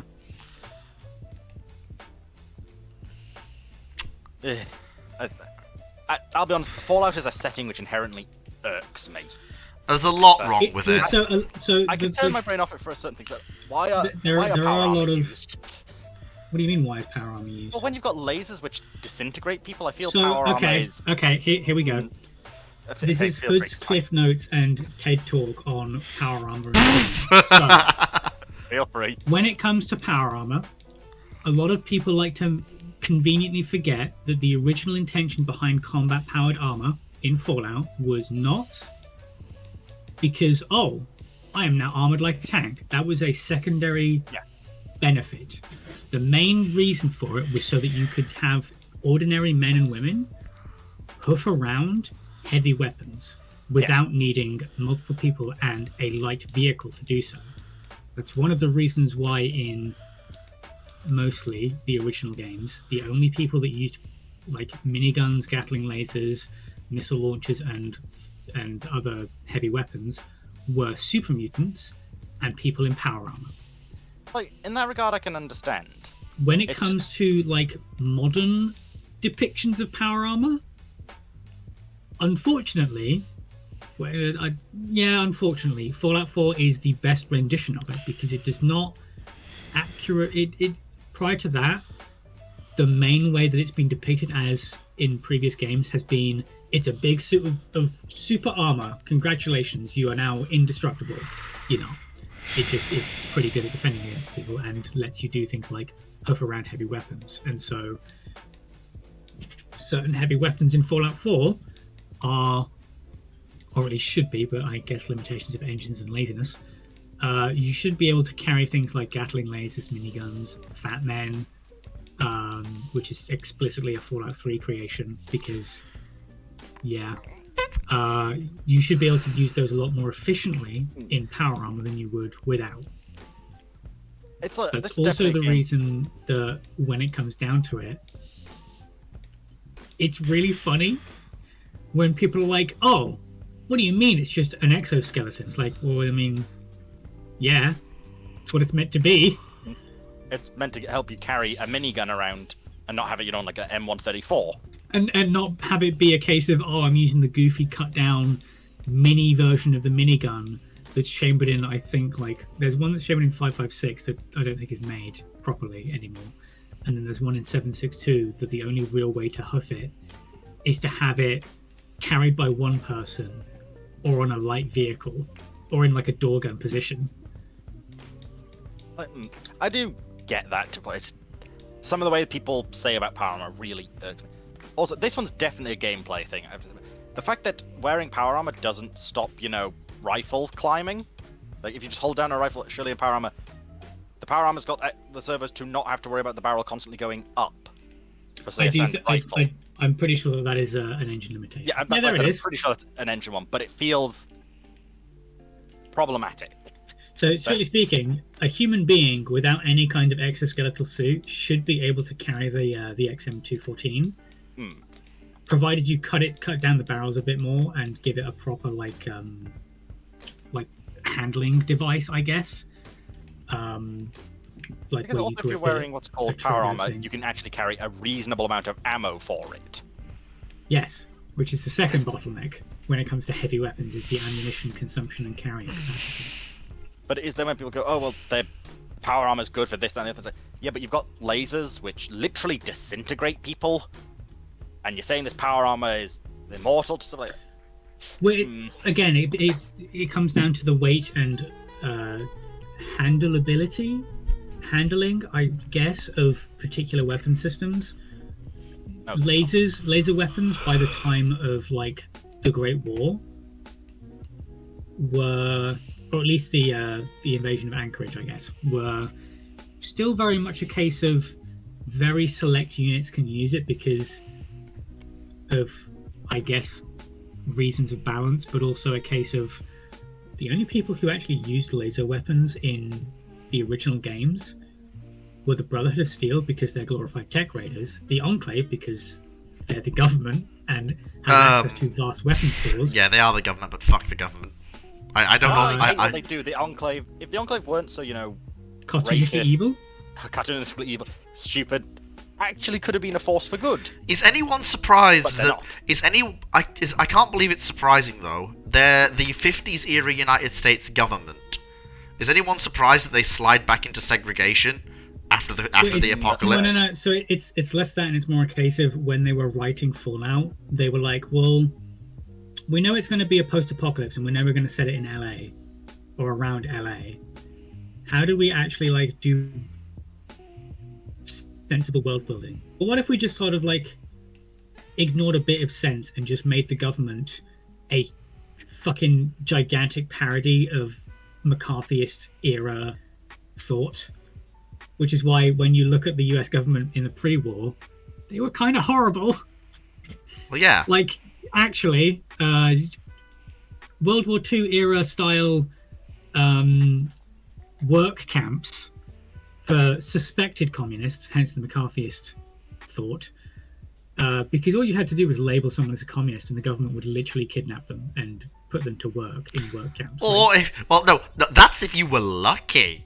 If you were unlucky, off to Vault-Tec or one of the defense contractors you go. You are now a weapons test subject. Hope you die when you mean quickly. lucky, that's Vault-Tec were the ones running most of the work camps. I think that's what it was joke. I say most because there was Big Mountain, which was not affiliated with Vault-Tec, but was affiliated with the government and had its own work camp full of Chinese descended and communist suspected. Let's call them prisoners, charitably call them prisoners. But again, yeah, it's meant to be a gigantic parody of 50s and McCarthy era U.S. government and political thought.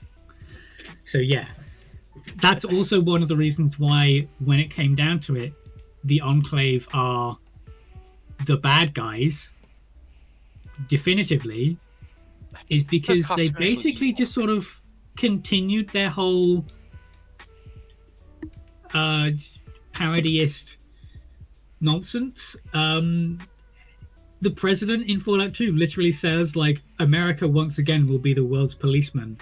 How are they going to do policing? Oh, genocide. Oh, no, Cool. I actually remember the actual line. He says, the only way to ensure that the world is safe for true American humans is to eliminate the radical mutant element from our gracious country. And then we can move in and recolonize the glorious nation of the United States of America. This is why I like some of the Fallout extended material. By their definition, anyone exposed to any degree of radiation was a mutant, and so it would have just been. Also, they were planning to do this to the entire world because they would release it from the oil rig. It would get picked up by the jet streams and spread across the entire planet. Yep, the plan was kill everyone and then repopulate the world as the Enclave. Which they probably wouldn't be able to do because there's not enough of them. Well, no, and no, they could. and it's a case of it would just take a long fucking time. And even if they launch the virus, the Brotherhood of Steel is still going to survive it because sealed bunkers go burr. Yes, but then they can't really leave the bunkers that efficiently, and you need the expanded Brotherhoods from non-canon stuff to really even stand a hope in hell. That is the reason that the Brotherhood is inherently stupid in all iterations, is because glorified tech raiders with a closed door policy, and you have to be born into it to be in it. That's why I find some of the more expensive stuff, like What's called Capital Brotherhood. The Capital Brotherhood actually become good guys until Fallout 4 happened, because they actually form a council, help people, build up the capital. Fallout 4, wasteland. they were still the good guys. What are you talking about? No, they're not. No, they're not. They absolutely are not, my dude. In Fallout, right? The reason why I say this is in the expanded material for Fallout 3, they actually turn the capital wasteland into quite a nice place to live, with free food, water, actual elections. Everyone can live in a reasonable sense of harmony. Then, when you get to Fallout 4, it's the same group from the Capital Brotherhood who went, we're stealing all of the technology, we're abandoning Project Purity, we've ripped out the reactor from Rivet City, we've took everything of value, we're leaving. I thought... Also, we killed off Sarah Lyons to let Maxim take charge. How did we kill off Sarah Lyons? Well, it's not really explicitly stated, but it's very heavily hinted that they just quietly assassinated her. They abandoned or left everything her that to is die. good. If you want an example of an expanded example of a perfectly amusing evil Brotherhood, look no further than the Chicago/Washington Brotherhood. I love the Washington Brotherhood. Like, I Edgy fanfic. if Oh, it's so fucking funny. if I ever play Fallout 4, I'm sorry, but I can't not side with the Brotherhood because I cannot get kill them them. get the Brotherhood expanded mods Yeah. then. I can't kill the Pridwin. She's a wonder of the age. I can't bring yeah. myself to hurt her. Don't It's get me why I fucking like. started on It's Prison. why I like the other Maxon expedition, which is another non-canonical one where it actually is really interesting what they do. It was pseudo canon because it was meant to be the follow-on to a different game that never got Yeah. made, and was then used as the inspiration for the Eastern Brotherhood in Fallout 3. Uh, It's also then- where they got the idea of Brotherhood airships from as well. because they literally find a massive hangar of pre-war airships and planes and tanks. Like they're just one of the most technologically advanced brotherhoods. They have problems, but they're still very interesting and do allow others in. That's why my favorite brotherhood's actually the one from Old World Blues, which is the Texas Brotherhood. Of, you want to stay with your brotherhood ways. We want to actually try and help people. Shall we just go different directions and not bother each other, really? Yeah, basically. I like it when people in Fallout actually try to make their lives not a living hell. I am very Who would have I guessed? am very surprised by the fact that, well, we know the NCR is building a railway system. That's The NCR's actually a good thing for the wasteland. They have problems because they're a democracy, but it is actually a good thing. like, and from what we're aware, the NCR is slowly rebuilding power plants. Like they want, like they basically want Hoover Dam to push them over the edge from energy deficiency to energy surplus, because they've got they've got a fuel. I want to say coal-fired, but they're not. It's just shove whatever we have into the boiler that we can cut down. Fired power stations. Well, no, they do actually have a couple of old nuclear reactors. No, it's not that. Most of the US power station system was reliant on nuclear energy. Oh no, I'm talking about new. They've built some new power stations. Yeah, most of them are just refitted nuclear Nuclear plants. It's what Old World Blues does remarkably well. Is it shows the basically if you have the money and resources, you can reactivate this old nuclear power plant. Yeah, but how long Yes, is there are problems. Yeah, but how long is that going to last? It's not. That's not sustainable, though. You can't get any more Fallout uranium reactors are for remarkably it. Sustainable. You can't get any more uranium for it. Yeah, can. Fallout, You Fallout literally, no, Patch. one of the another big point of Fallout 2 was that oh fuck, what was Marcus's old town? Yeah, but that mine was That's scraped not- dry. Benno, that's Yes. not actually correct. but that's not the only mine. The NCR actually has a lot of food in the areas that, have built up farms. The areas we often see Benno, are the the NCR edges. is literally run by a group of people called the Brahmin Barons, running hundreds of Brahmin plantations and stores to feed those Brahmin. Also, The NCR does have plenty of food. It's just being very iffy and weird about what is essentially new colonialism. No, it is new colonialism. There's no. Yeah, but like It's their the main old thing is that- manifest destiny rearing its head again. they want new sources of power and new sources of power, Yeah, both in a electrical and a metaphorical political sense. sense. Also, depending on which path to take, technically speaking, you get a working B-52 for the NCR if you can get stuff going right. Which that's a pretty interesting possibility there. Was it B-20 or was it B-29? Sorry, not 52. Yeah, it's a 29. Thank you, So, Boomers. just the idea of them potentially learning motorized flight again, maybe not building a B-29, but Well, they do have motorized flight. They have a pretty substantial vertibird fleet. But they can't replace any of those vertibirds, and they have to keep scavenging them can. they occasionally. can. It's just a very slow It's way of a replacing. slow-going thing. It's if you wanted to look at That's per it, the year. Vertibird Graveyard. Also, where have are they? the Where are they vertibird getting the graveyard, fuel they- for these things? I refuse to like. The thing is, like the only really Nuclear. sustainable power source in the vertibirds are not nuclear powered.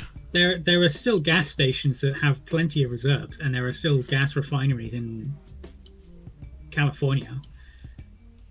They are still making use of them, and it has been 210-ish years since the Great War, give or take. I refuse to acknowledge the Fallout show. It looks stupid. It's anyway. currently It's currently unknown how the vertibird is powered, but the Enclave ones seem to indicate some form of combustible fuel source. Yeah. It's the official what we're aware of them. So You know, they it probably would be found some way funny of if doing they're it. all biofuel. For all we know, they could genuinely be hydrogen fuel cell. Like, it is a potential possibility. Actually, could you make biofuel in the Fallout universe? Or Probably. large I scale? mean, yeah. Large scale, like, it depends. It depends. But if you're, operating an actual military, you're probably, going to want to have fuel for what you need. Notably, your Air Force. Well, the entire the railways will obviously be run by steam Those are probably locomotives. No, I actually think they're probably electric. Maintain, There is maintaining a lot- overhead wires in the post-apocalypse. No, yeah, third, sure. No, third rail. Third rail, dude. I mean, Like we know it is canonical that the US had quite a large third rail network. the fuck? Yeah, Yeah. like most of their trains were third rail. Overhead wires are superior! They're trying to be unique. I'm going to It's a slap. case of this is America that went cuckoo. I'm going to slap This is a whoever world came up with went that insane. idea. But it makes sense for a lot of the smaller stuff as well, though. And remember, there are actual functioning trains in Fallout in general. Yeah. Oh, remember, rail- there is overhead wires- canonical Raider trains, so... I would overhead wires also are point superior out in that settings where people aren't shooting each other. Yes, a very good example of. I What if mean- someone just comes along and snips your overhead wires? that's not It- how railway sabotage works. It is. No. I've seen enough people steal copper wires from overhead rail and shut down a network. Well, I haven't seen it, but I've seen the results of it. Locomotives in entirely Fallout possible. New Vegas are very similar in appearance to the real-world F-Unit series of locomotives. I refuse to believe Which that. is I refuse to diesel believe. electric. I refuse to believe the NCR is using diesel electric They are. locomotives. It's literally said repeatedly in game that the NCR uses railways, including railway Yes, I believe tractors they and whatnot, use. to ship. Yeah, I believe they supplies use and railways. construction materials. But I refuse to believe they have their fleet is diesel locomotives. It'll be steam. It's easy to build, easy to maintain, and you can shove any bloody thing into the I don't know firebox if to you get it remember, there's moving. Not... Yeah, but you want to keep the firebox clean, which is a hassle if you're chucking whatever in, and also trees are actually not that common from what we've seen in Fallout overall. Like they are there, but there's not vast, luscious forests. Uranium fever. Oh, hello! Look who finally decided to show up. And did the Italian trains actually run on time under Mussolini? They did. I'm afraid. They did. Right. Okay. It's Yep. Diesel engines don't necessarily have to run off diesel. True. I mean, I still hang on to biofuel. Is potentially an option. Like, But biofuel Fallout engines, is weird. when in honestly, doubt, melt down the local ghoul population. It's why I genuinely find extended Fallout, non-canon Fallout, far more fascinating. Because there's so much weird and wacky stuff. Hold on, I have a screenshot that I need to reply. Actually, to. you would probably like, I think it's the, what's it called? Heaven's Gate. They literally use steam-powered Sorry. power armor. Yes, how we have does talked about that Heaven's Gate. work? So you know how microfusion cells and microfusion cores in Fallout work? It's like that, but Vaguely. they use steam power. The power All to their weight weapons- ratio does All of that. their all of their weapons are steam-powered. That doesn't.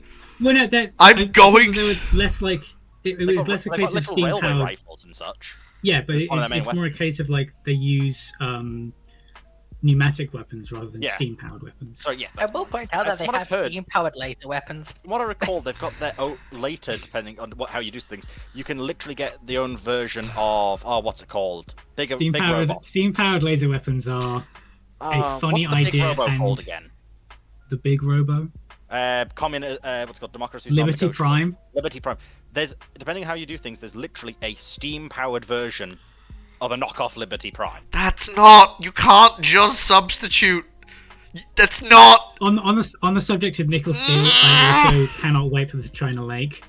I hope that it works the same way that like the trench gun works, in that it just gives you a magazine of 40mm grenades, and it's every type of 40 mic. I want that so badly. Honestly, seeing Fox has been doing a what's it called Fallout 4 run with a China Lake, and it is terrifying.